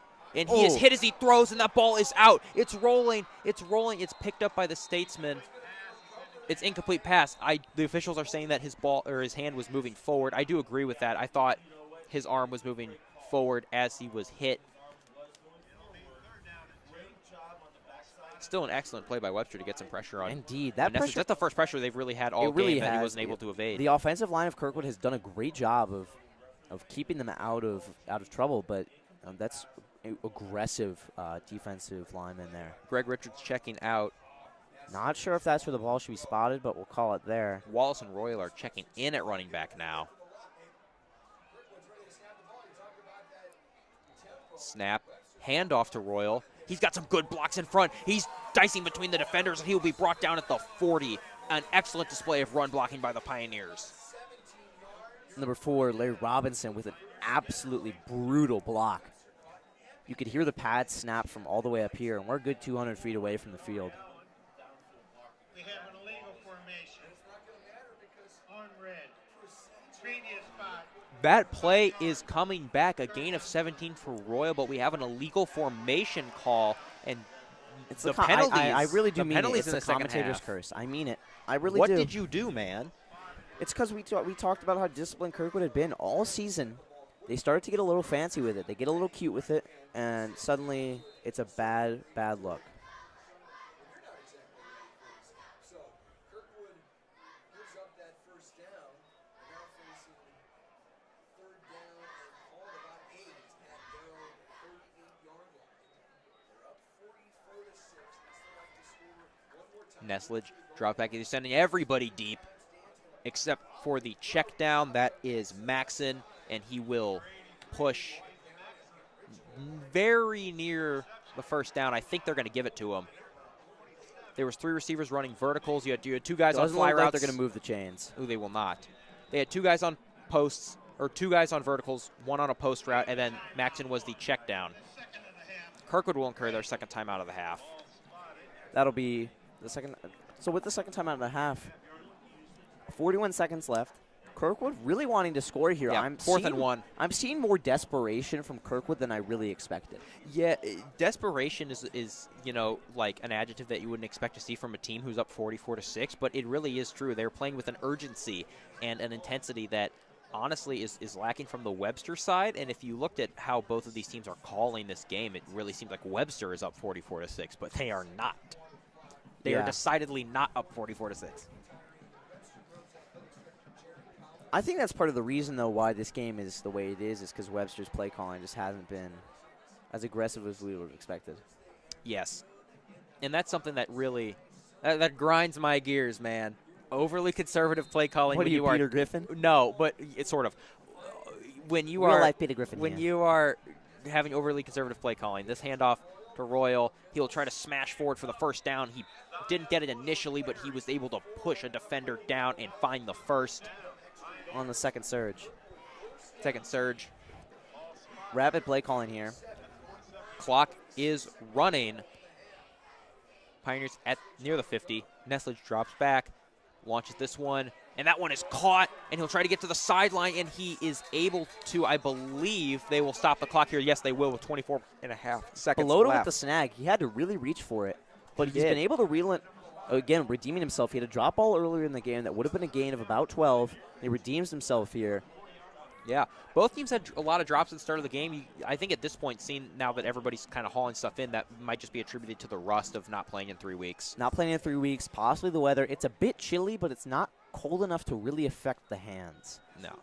Nesledge throws this one way deep, and he's got a receiver wide open, and it's a touchdown! All day. That was who else but Larry Robinson. He burned the DB. Nesledge threw an absolutely beautiful pass, and it is a score. Phenomenal touchdown by the Pioneers there. Nesledge threw that ball incredibly deep. Didn't look like it was going to find anything. Larry Robinson wide open, though. Burns the defense. And if you're on the sideline right now for the Statesmen, you are definitely going to be trying to identify what's going on there. A. Rappaport trying his hand at camera. Not sure if any of you guys got a view of that sky. It's pretty in blue today. And the extra point is good. 51-6 for Kirkwood, and that was one of the. Can you take that touchdown and frame it? It was, that was really beautiful. Makes me want to cry. Black and blue's back again.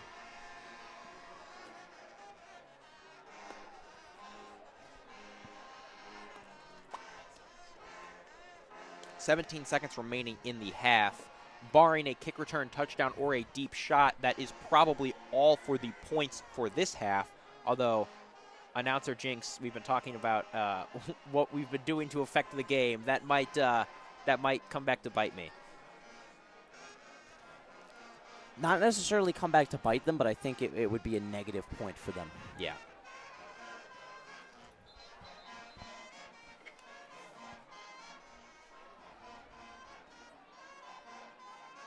Again, mad respect for the band of Webster. They are chilling over there, just putting their heart out.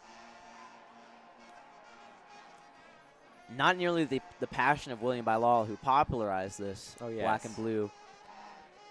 Who can match that? It's tough to match the soulful passion of someone like that. But Webster is doing their best. Perhaps this one is booted. they're trying to win something for Webster today, and that's the battle of the bands. Of course.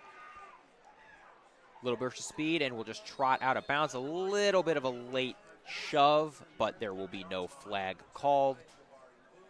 Past the 30, let's call it the 32-yard line, and the Statesmen will start this drive with just 12.6 on the clock. Mr. Becker, I'd like to ask you, does it look like the numbers on the Webster Groves jerseys are duct taped on? Does it look like it looks like duct tape to me? I'll be honest with you. I believe that is the font they have chosen, although but it looks like duct tape. It does look like duct tape, but I don't hate it. It's more just the lack of orange. I have been conditioned to love clashes between red and orange because of Turkey Day, and Webster has absolutely no orange on, and it's kind of upsetting. Not nearly last year, the catastrophe of Kirkwood wearing all white with white numbers. That was specifically designed to make our job as hard as humanly possible. And with that kneel down, the time will expire. Both teams will go into the locker room for the end of the first half. It is 51 points for Kirkwood and 6 points for the Webster Groves Statesmen. Indeed. Stay tuned. We still got a half of football to go. And we have a halftime show here with Owen Spiegel, possibly a Rappaport, so we'll hand it over to them in just a moment. We'll take a break here, but we'll take a second for station identification as well. This is Cage TV, along with the Kirkwood Call. I'm Mason Heller alongside Owen Backer. We've got Quinn Sells with us, Erica Schmidt, Ava Horn, Miles Boyko, A. Rappaport, Jesse Fuquay, and Owen Spiegel. Thank you all for tuning in. We'll take a short break here as we transition to our halftime show.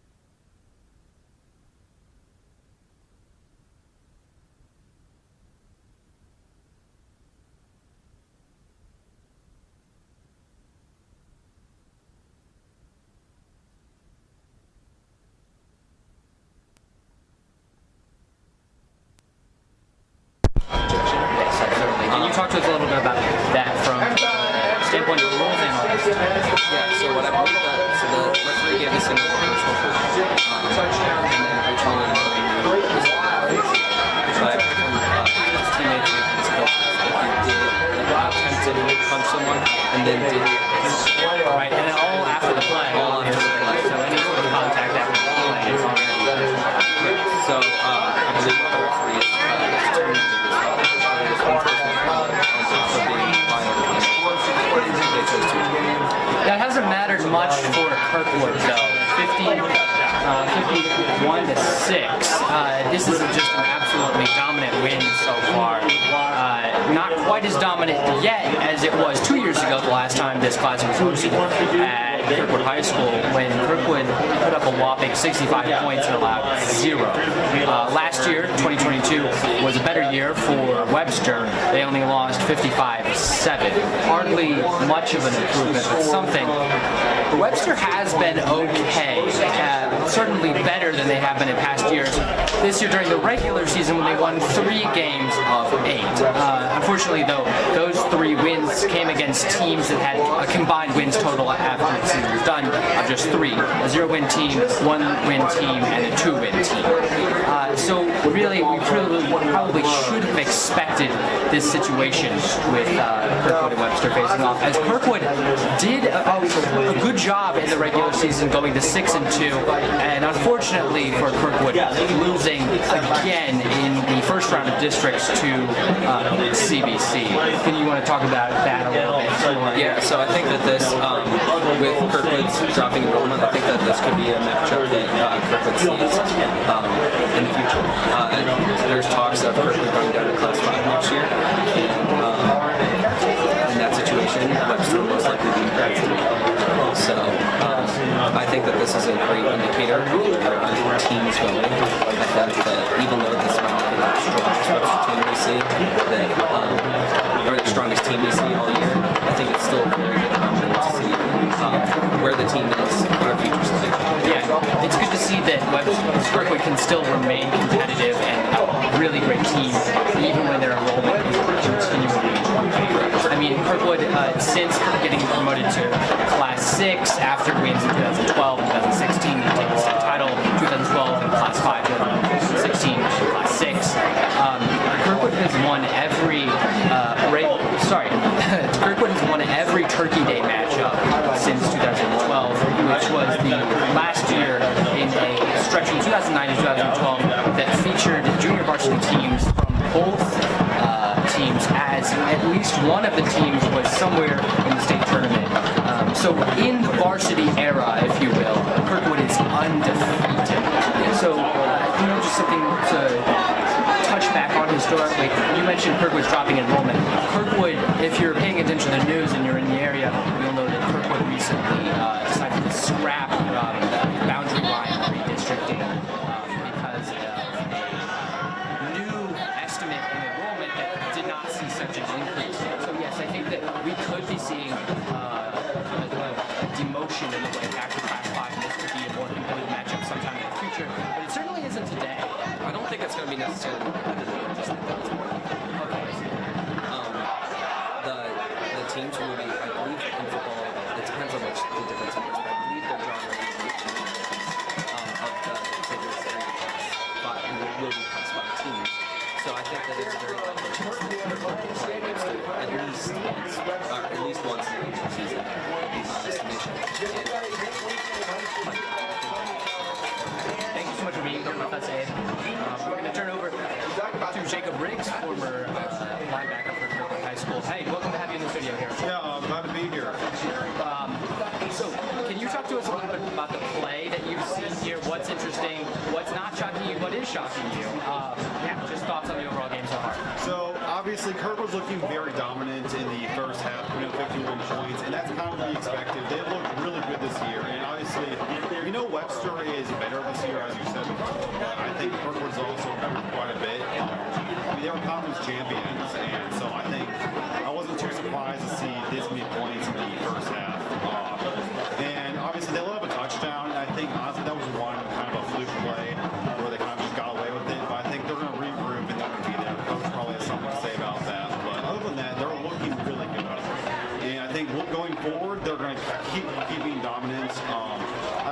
going to get to 100 points like some people in the crowd were saying earlier, but I think we're going to see a lot more touchdowns coming forward. And I was surprised when they were going for 2 though. That was something that was not expected. Yeah, we've seen a lot of those 2-point conversion attempts. Can you give us a prediction? Do you think that this year's score differential gap between the two teams is going to be greater or less than 65 as it was back in 2021 last time?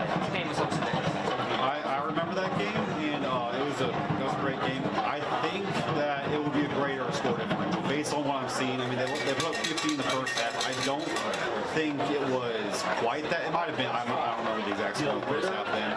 But I do know the score does slow down usually the second half. These kind of games, that's usually the pattern with Kirkwood. But I think we can make it greater than that. Yeah, absolutely. At this moment, Owen Nestledge still taking the majority of snaps, with Creighton Wise coming in every once in a while. We could see more of Creighton back in the second quarter as we wrap up. Thank you so much for being with us here. Halftime Showcase TV presents Turkey Day 2023. Thank you so much. Yeah, go Kirkwood.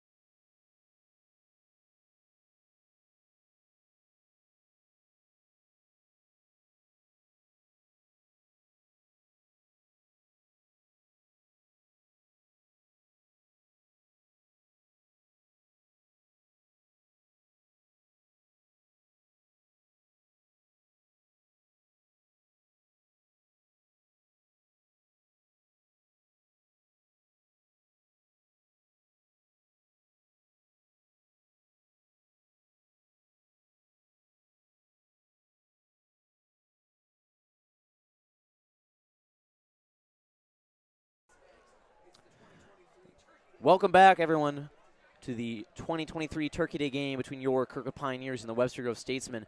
We're very glad to have you all here with us. We appreciate Owen Spiegel and Abe on that really incredible halftime show. We've been crunched for time a lot today, so we appreciate what they were able to do with the time they had. And we appreciate Owen Spiegel and his service to KHTV. There's too many Owens involved with this game. There are a lot of Spiegel Owens. Is producing and helping work camera. Owen Backer on call, and then the quarterback is Owen Nestledge. That's like too many. A whole lot of Owens. Hate it.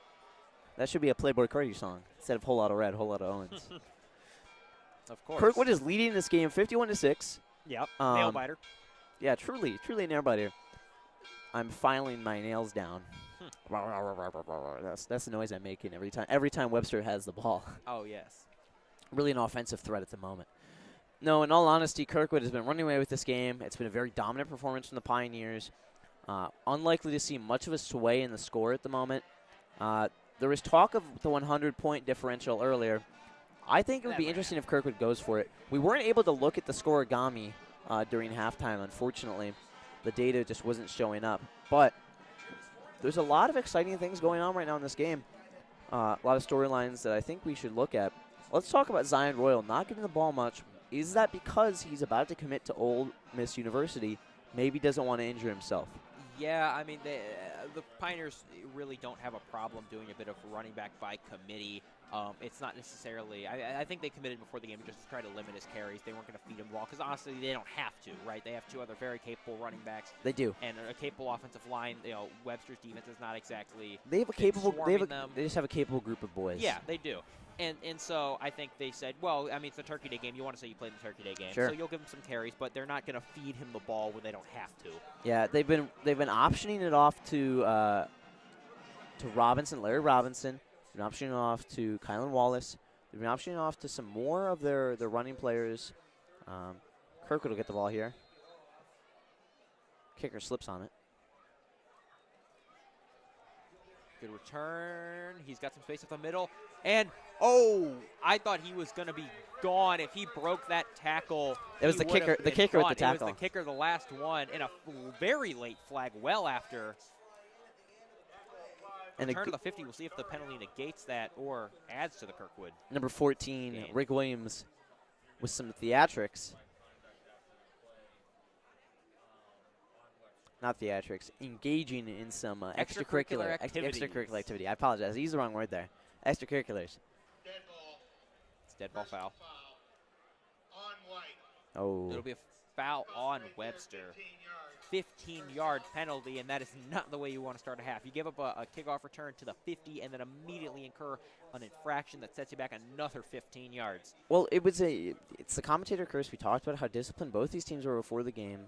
Webster had less than 100 yards combined their last 3 games in penalties, and they've given up more than 100 in this game. Yes. That, and not even counting, and Kirkwood also, they've really tried to be more disciplined this season, and they've incurred a bunch of penalties, including got an ejection, which I cannot remember ever seeing in a Turkey Day game. Yeah, number 61, Marcus Tatum, ejected for a punch in the face. So it's been a game of uniqueness. It has. That's what I'd call it.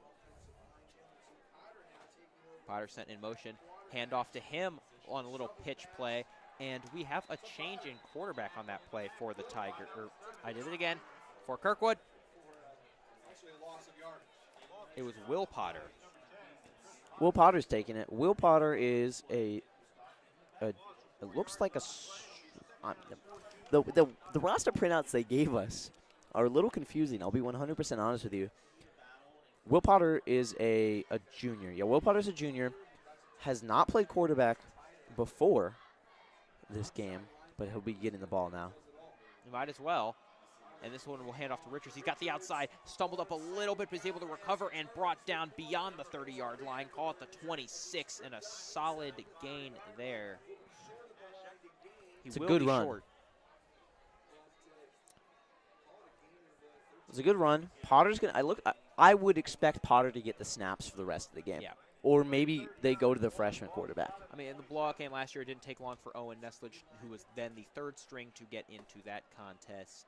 I don't want to insinuate bias, but no one's blown a 51-6 lead, I reckon. And Turkey Day's so special. Handoff once again. Looks like Richards is going to get the ball several times. I think that's enough for the first. It is good enough for the first. But, yeah, Turkey Day is such a special tradition. It's something that you want to say you were able to play in. And so coaches on both sides are doing everything they can to make sure everybody gets touches and make sure everybody gets in the contest.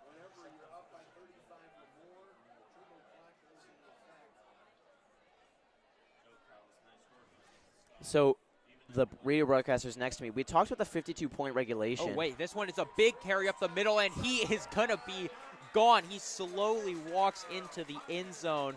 That touchdown materialized out of nowhere. A simple carry, and he just blasts his way into the end zone. That was Richards. Richards got the ball all 4 snaps of that drive. And Richards, I believe that's his 2nd touchdown of the game for Richards. A good running touchdown, another Cody Schrader style running through. And he'll put it at 57 points to 6. possibly 58 here in Not a moment. ideal. No, not ideal if you're a Webster Go Statesman. I made a Webster Go Statesman touchdown graphic, and I'm not sure if it's going to get used. Yes, they scored once, but weren't actually able to get it on screen. We appreciate The name of the hard game is work technical anyways. difficulties, Yeah. Another penalty. On white. It'll be offside on Webster, so I would they will expect move from the 2 to the 1 yard line. I would expect them to go for a 2-point conversion with that.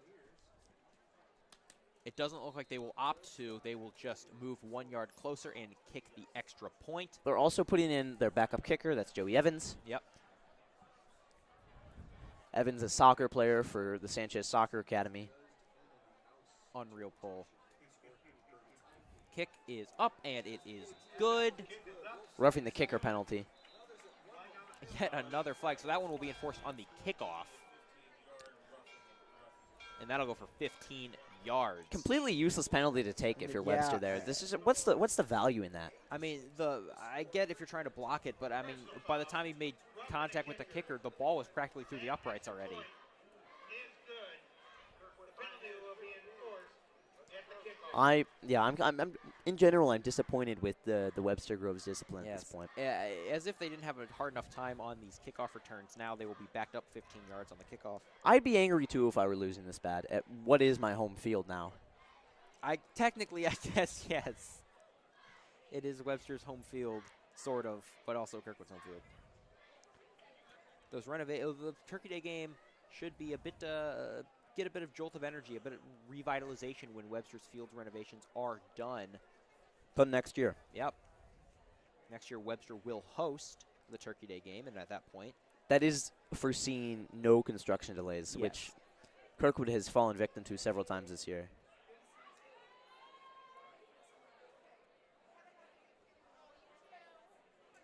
This kickoff will likely land in the end zone. yes.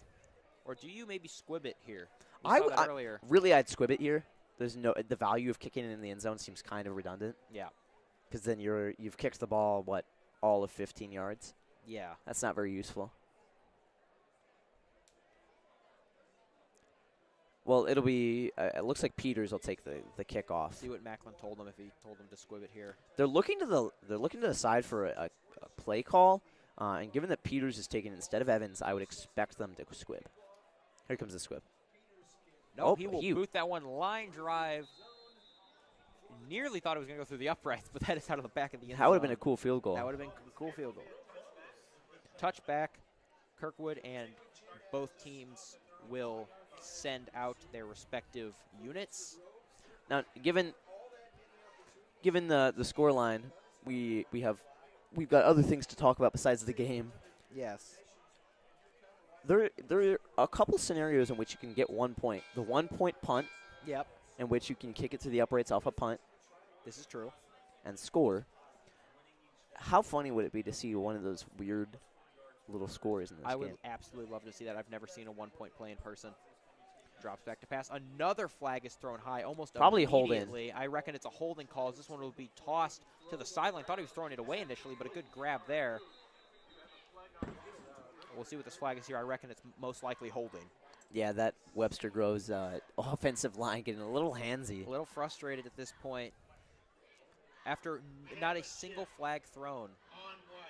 Oh, they called an illegal shift. I really would have Yeah. called holding there because if he had held him any longer, it would have been an arrest.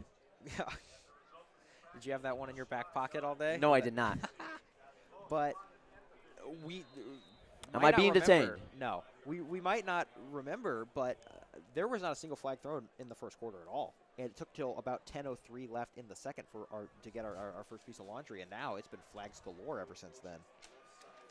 Yeah, the Snap. That one is high, and it's a fumble. A high snap. He will fall on it. Kirkwood not able to scoop it up, but a massive loss. Travis did a good job recovering it, and it's going to be a minus 12-yard play. And I'm not a gambling man, but if You're I not? had to bet, 98 yards on this drive for Webster Hey. is unlikely. you ready for this? I am. There could be a safety here. There could. The first safety in a Turkey Day game since all the way back 2 years ago. It might be There the was one most. 2 It years would ago. probably be the most entertaining play of this game, to be honest with you. That touchdown Actually, that's not true. The That touchdown by Larry Webster. Robinson also. He throws this ball. Good job getting it out of the end zone, but go Very for a little gain of gain. maybe 1. Narrowly avoided the safety. Good job booting out to his right to escape pressure and getting the ball away. As Bias Jr. once again on the catch. It's a good snag. He's had over 10 targets this game. Bias Jr. has been their primary everything. Yeah, that is. I mean, he is the focal point of their offense. He's kick return. He catches the ball a lot. They hand the ball off to him. He really does everything. They'll send a man out. Empty backfield. 4 wideouts. Sends a man in motion. Yeah, they're really looking for the He's deep hit ball. in the end zone as he throws. No safety, but an incomplete pass. There's laundry on the field, though. Let's see what the call is. I believe it will be an illegal shift. Yep, another illegal shift. Once again, so it's going to be a decline penalty because the incomplete pass, and now it is 4th down, and you almost have to punt it if you're Webster. Although I think it would be really funny to see them go for it.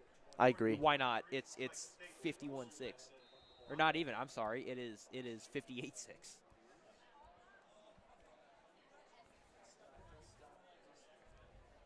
Punting out of the back of his own end zone. He's nearly off the field of play.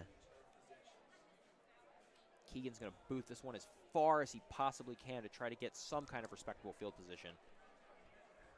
He's had some fortuitous bounces so far. Another flag in the air. A good bounce. Fielded at the 50. Stumbles, and he is brought down. We'll see what the flag is for. This does look like we have an injury on the field as well. We'll take a pause as they try to get this player up off the field.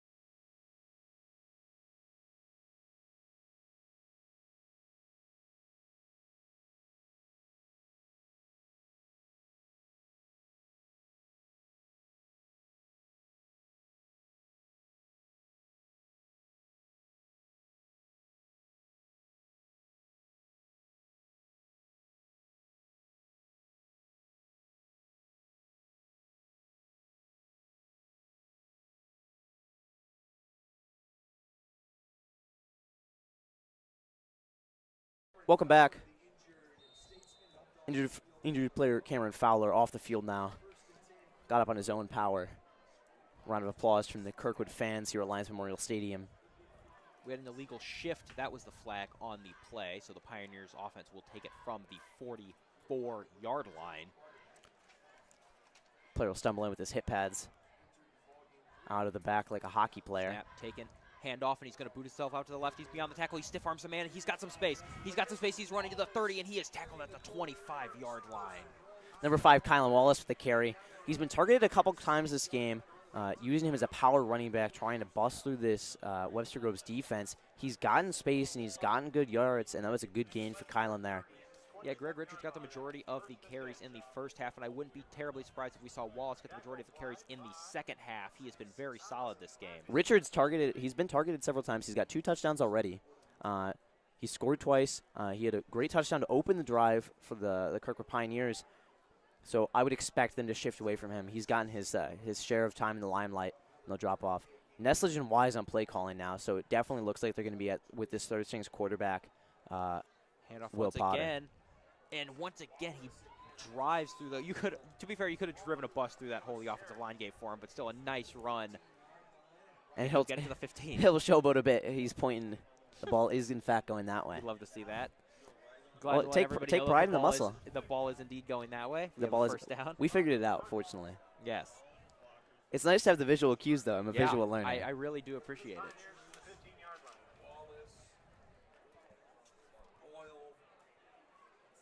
Royal hasn't gotten a single snap this second half, from what I recall. He's been back for a punt return. He's been back for a kickoff return, but he hasn't been back to get the ball from the handoff. Snap to Potter. Handoff once again. He's going to try to get outside to the left, and he is able to, and he stumbles forward for the first down. Another great run from Wallace. That's his third gain in a row for more than 10 yards. He's on a phenomenal hot streak. And when you have that kind of confidence, it's perfect to build off of, especially if you're a running back. You rely so much on your attitude and your perseverance to push through. Absolutely. It's very easy to stop running once you get that first initial hit. Moving the chains, it is now a first and goal situation. Oh, nope, it's going to be second down.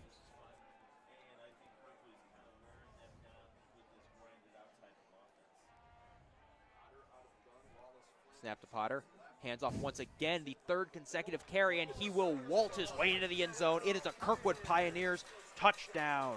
Wallace.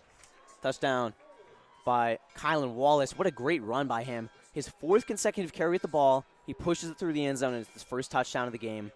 Actually, I lied. It's his second touchdown of the game. He has scored once before out of the Wildcat off an option from Creighton Wise. So he has been targeted a little more this game than I realized. But it's his second touchdown in the game, and it was really all him on that drive. Yeah, it was. I mean, they are feeding this man the ball. I expect him to be the #1 running back for the rest of this game. Ooh, a difficulty getting the hold down there, but he was able to anyway.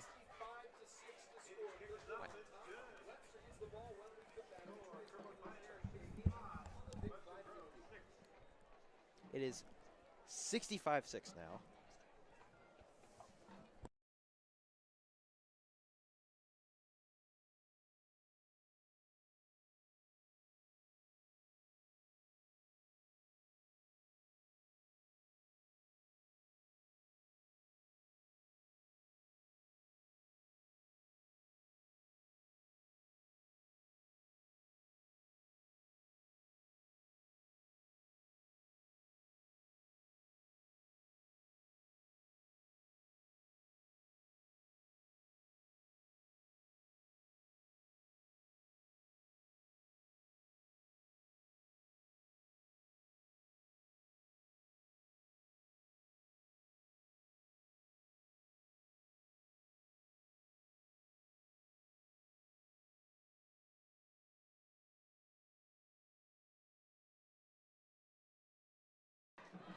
Not sure if Mr. Eden is watching this, but he reacted to. Bro immediately. I had to mention it. Former journalism advisor Chad Mitch Eden, also known as Pawpaw Chad, possibly tuning in. We'd like to give him a shout out if he is listening. Peters will boot the ball. This one is sent line drive, bounces at the 16, rolls to the 10, to the 5, fielded, seeing if he can get anything going here, but he will walk out of bounds before getting hit at the 15. A good kick right there for Kirkwood. Kirkwood really hasn't had to worry about their kicking ability this year. Not at all.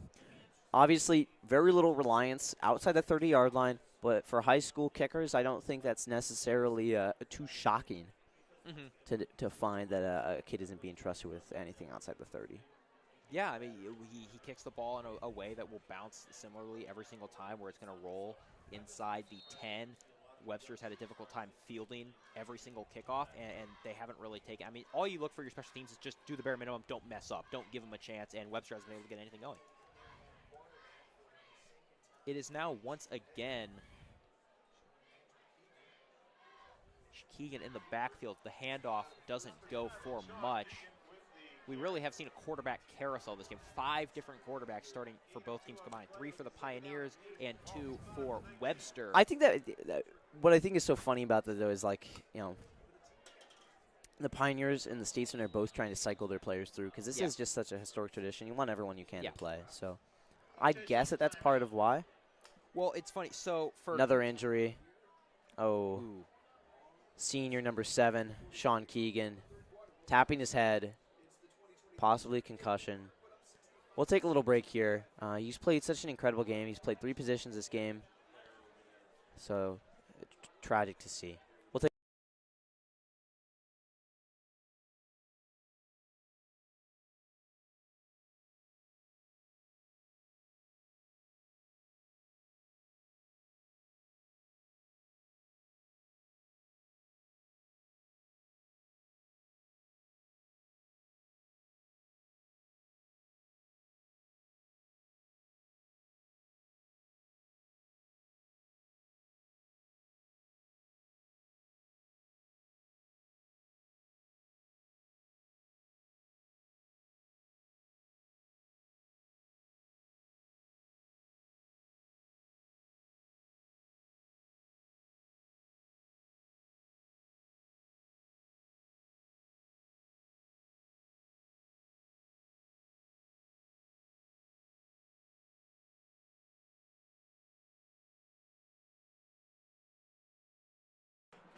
And we are back after that injury. We were talking about the 5 quarterbacks for combined for both teams. So you can chalk up Will Potter starting for Kirkwood as you're just getting your third stringers in there. But other than that, I mean, it was the game plan for both these teams to have 2 quarterbacks play. It was, yeah.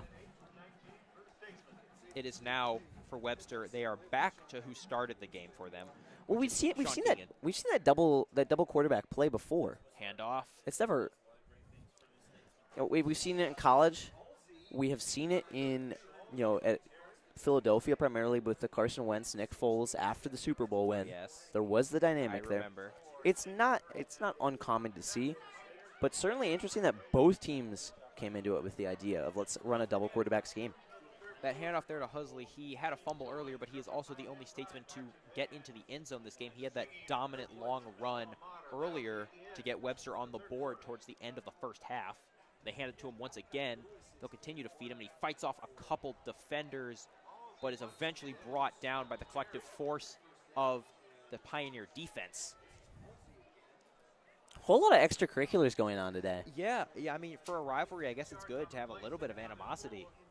Well, as the T-shirts say, it's only a rivalry if the other team wins every once in a while. Yeah. I mean, with a rivalry this long, 10 years almost doesn't even – it's almost a blip because you've been playing for the over Wikipedia 100. pages will think so in a couple years. Yeah.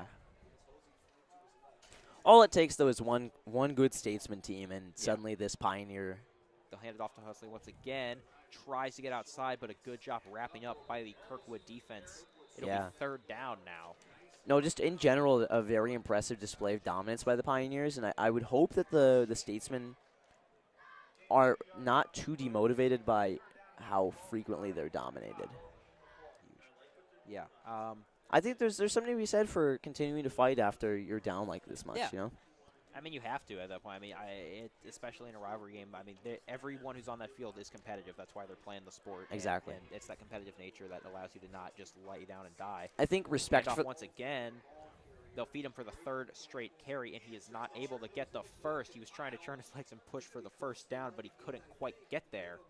We'll see if maybe they go for it. I think the respect for the game comes from the willingness to compete regardless of what the scoreline looks like, and I'm glad that both teams are still fighting for it.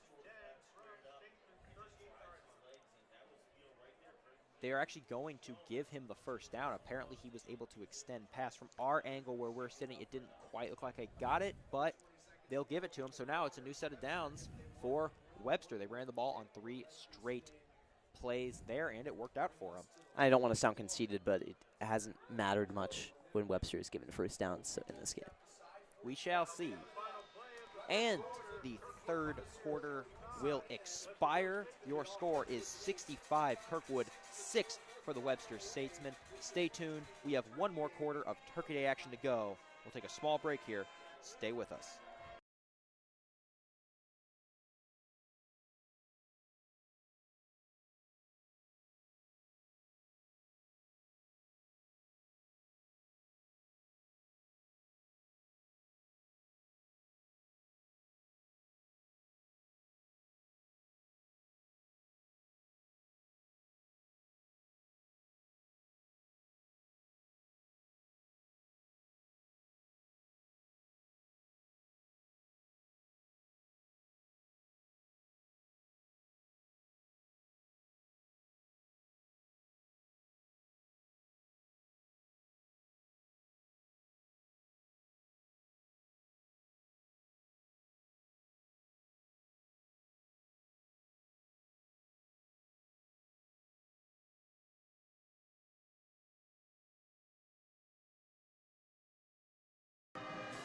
And we are back.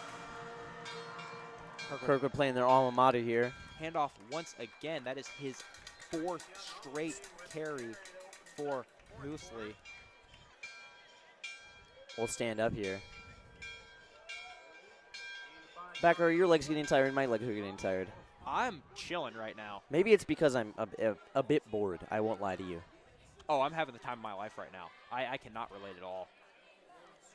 We have a quarterback change for Webster. Oh.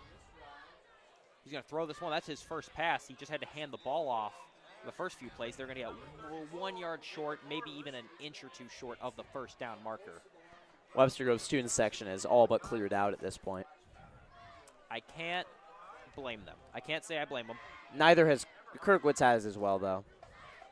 People want to be with their families. It's Thanksgiving. But me, the tier list of importance goes broadcasting, my whole family, and then, like, food. That's the tier list. I'm completely the other way around. If you offered me Chick-fil-A right now, I would go and get it. Okay. I'll be honest fine. with you. My parents would know. My parents know. I'll anchor it. I'll do the broadcast by myself.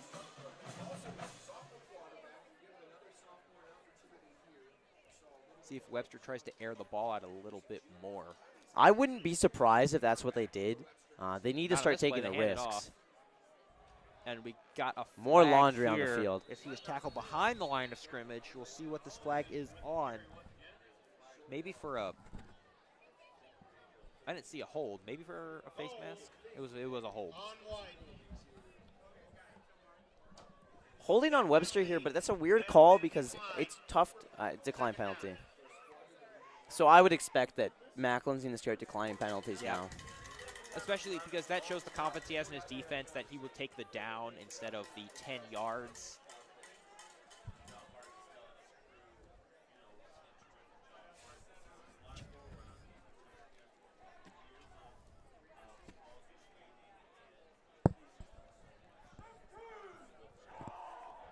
Snap. He will drop back pass. Lewis launches this one high. It's a good spiral. He's got a man. That one is caught. It's caught. He's at the 10. He's hit at the 5, and he is brought down inside the 5-yard line.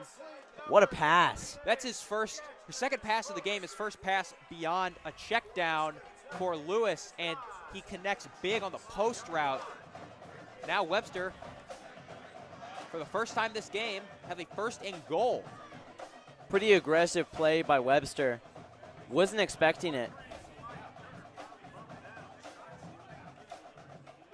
I like the play call. Let's see if they hand the ball off here and try to turn into the end zone. They will. It's a draw play. He's hit immediately and taken down. No gain. I'm liking the aggressive play calling from Webster. I think that's what they need right now. Surprised that they didn't have it earlier. We'll see if they throw a pass here or if they're just going to run the ball 4 straight times to Holsey. He is anything if not a bell cow running back. Yeah, Webster not really running back committee like Kirkwood has. No. They've had their workhorse. And that workhorse is Halsey. Yeah, senior playing in his last high school football game, looking to get into the end zone for the 2nd time today. Lewis sends a man in motion. Snap, handoff up the middle, and he runs into a brick wall immediately. Wow. Downed once again. Good tackling discipline from Kirkwood. Yes. That's going to be a loss of about a yard there. That interior offensive line for Webster getting dominated by that interior defensive front for Kirkwood. Kirkwood's defense has, in general, been far more impressive than the offensive lines they face this year, and it's no different against these Webster Grove Statesmen. I'm sure the motivation of the rivalry game is definitely helping them. Agent Zero Carson Lindquist, though, not on the field. Their primary offensive piece. I lied. He is on the field, or defensive piece. So Kirkwood has not taken the foot off the gas in terms of the defense, but they have in terms of the offense. Snap. He will pass. Lewis throws it. Caught at the goal line. He extends. Should be a touchdown there. there. Should be a touchdown. They'll call him down at the 1. They will call him down at the 1. I thought he extended, but I guess the officials believe his knee hit before he was able to get it across. Tush push here? 4th and inches. Ooh. So animosity there is there's a timeout. Kirkwood takes a timeout. Try to get their strategy straight for this 4th and 1 play. What do you think Webster do? If you're Webster's OC and you have to score here, Tush push. what player are you calling? Tush push. I don't think they have the interior offensive line to do a tush push. There's no way. I'd look for the option on the wide out, or maybe a quarterback sneak. I wouldn't hate maybe a fake QB draw or a fake handoff up the You know middle what and I would a do? Screen. You know what I would do? Philly special. I swear to God, no. You've been on this all day. It really, in Webster's position, I don't think it's a bad idea. I mean, I guess it looks bad if you aren't confident in your team enough to gain 1 yard. Where you're like, all right, we got to Do you reach understand? out the trick play. Have you looked at the the scoreboard in the last 10 minutes? I understand. I don't think it's a bad idea. 65-6. I'm just saying. They could make it 65-12, maybe 65-14 if they get off the 2-pointer. Getting dangerous.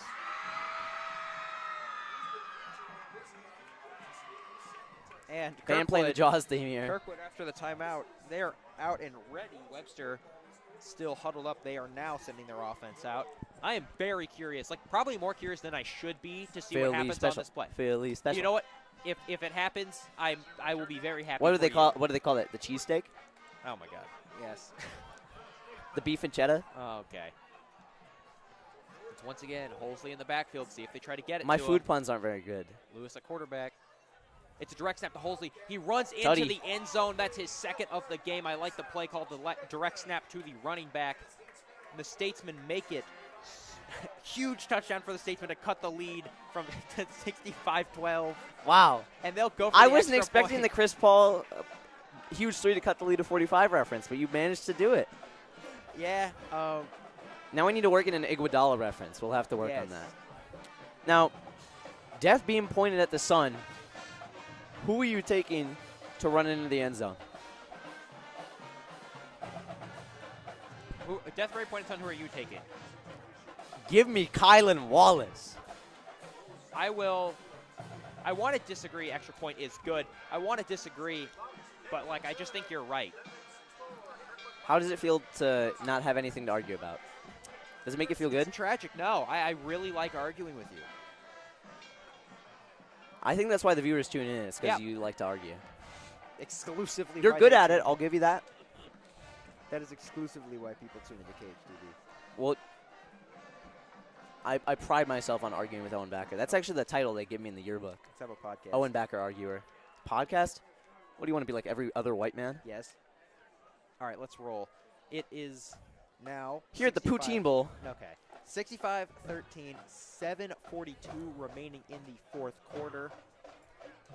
Kirkwood's offense now should almost exclusively have their backups and third stringers in.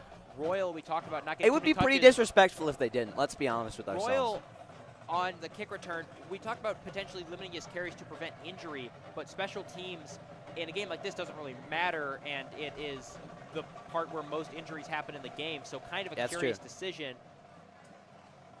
But either way, that's his way of getting touches, I suppose. So Royal back to return. Maybe Kirkwood's interested in running up the score just that little bit more. There's always room for more points, I'll say that. That's true. They've definitely hit the over at this point. Yeah, I don't know what the over-under was, but it might. I think they have surpassed it.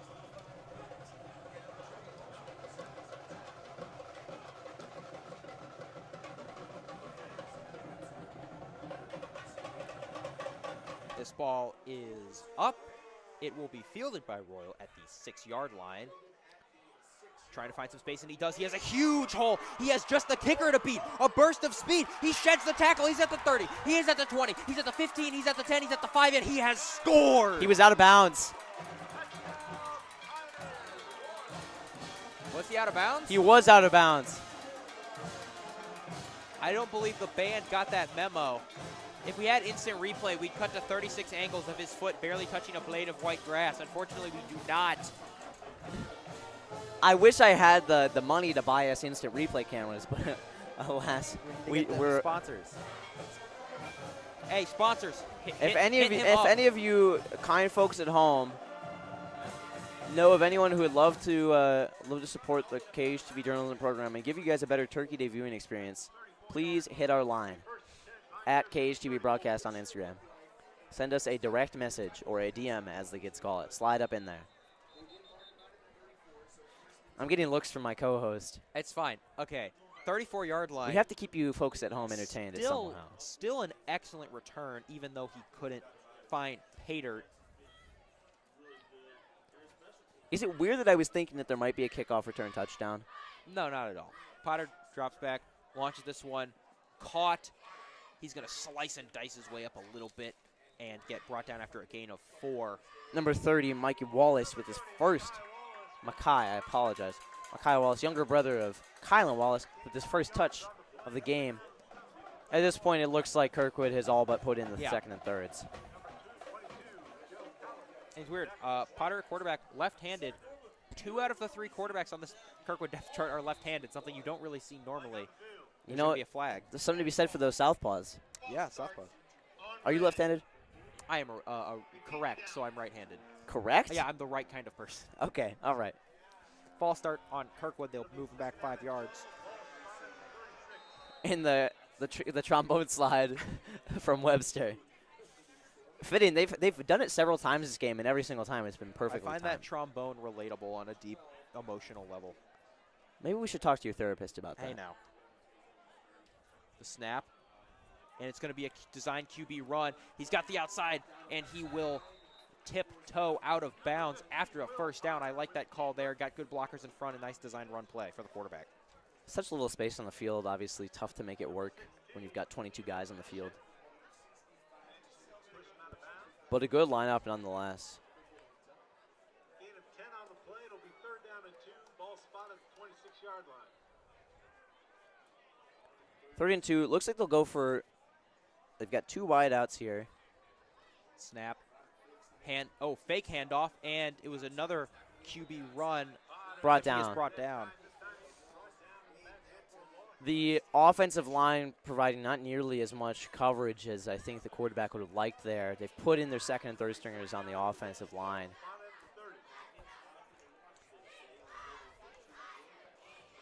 Possibly contributing to the lack of coverage.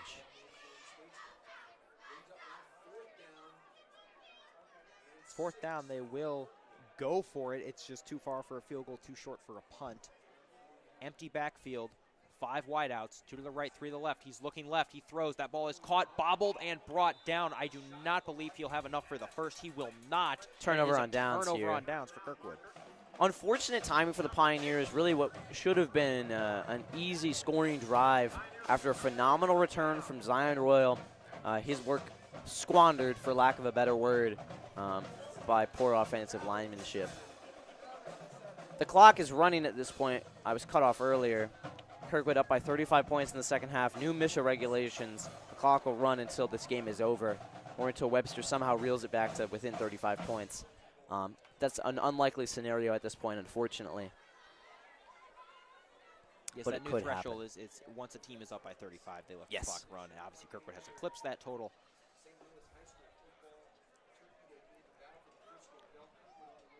As we get to 2:30 p.m. the time, the sun has now positioned itself directly in the eyeballs of this broadcast booth. I've stood up to avoid it.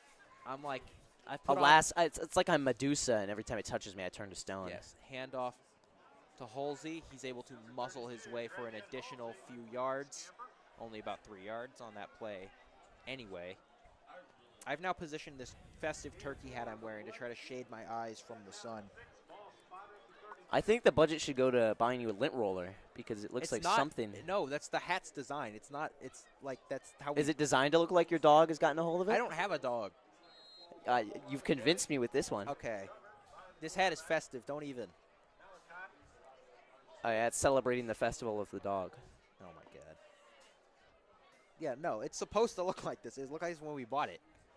For you who do not understand, it is a hat that is a turkey, and it's awesome. Covered in lint. It's not covered in lint. You should invest in a lint roller. I'm done. I'm done with you. I'm sure you are. I am done with you, just as I'm sure the Webster Statesmen are done with this football game, down 65-13 with 2:24 left in the game. Snap. He'll look, launches this one deep, and that's intercepted. One-on-one. That'll all but end the game. One-on-one. Yes, now the game is over. One-on-one coverage. bit of an overthrow, led his receiver to the middle too much, and a nice interception from the Pioneers. And what a sad metaphor for this game for Webster. Yeah. Getting so close, but getting all their chances really snapped away by a well and aggressive Kirkwood. Kirkwood band plays. And the fanfare from the Pioneer Pride band. Kirkwood, Pep Nation, the student section, all heading over to the Frisco Bell to bring it out in the field. Ring it one last time. Barring a Webster comeback. Barring a Webster comeback. It ain't over yet. I think if the more we say that, the more the fans at home think we're being condescending. Perhaps we should limit ourselves. I'm not trying to be condescending. You know it's the truth. I want this game to be close, y'all. It's more entertaining when it's that way. My mom texted me asking if I said poutine. Yes, I'm referencing the Poutine Bowl. We were talking about the CFL Cup earlier. Down right there. Mr. Backer was talking to me. He said, well, Webster had run a CFL play where they bring in a receiver from about 10 yards behind the quarterback, running in a screen fashion to try to advance at some point. They're going to kneel to end the game here. Should I say that this is kind of a wussy way out? Yes. No, I think their offense has done enough. No, they haven't. What? We can always do more. I think it shows decent sportsmanship to conclude this game in this fashion. I think sportsmanship would be fumbling the ball and giving it to Webster Groves. That would be unnecessary. And just like that, both teams will return to their respective sidelines. The cheerleaders cheer, the band plays, the fans celebrate and or immediately look for the exits as the two teams respectively line up for the handshake line. And this will conclude the Turkey Day game. And now Kirkwood has won 10 straight Turkey Day games. 10 straight, in fact. It's 10 straight, and it's jubilation for Kirkwood as they bring home their 10 straight in this 114th year of the Kirkwood versus Webster Turkey Day game. It's been an absolute honor to broadcast this game with you all. I'm Mason Heller alongside Owen Backer. We wish you a very happy Thanksgiving. I hope you enjoy your turkey as they all run to ring the bell. Thanks for having me back, boys. Yeah, it was a great time with you, Owen. We thank Owen Spiegel as well, A. Rappaport, and Jacob Briggs for joining us. We've had an incredible crew with us here as well. Quinn Sells. We've had Miles Boyko with us. We've had Erica Schmidt, Jesse Fuquay. We've had just about everyone at Cage TV with us. Ava Horn as well. It's been such a good time here today. We appreciate you putting up with our banter. We tried to keep it entertaining for you folks at home. Thank you all for tuning in on this 114th Turkey Day. I'm Mason Heller alongside Owen Backer. This is Cage TV, signing off.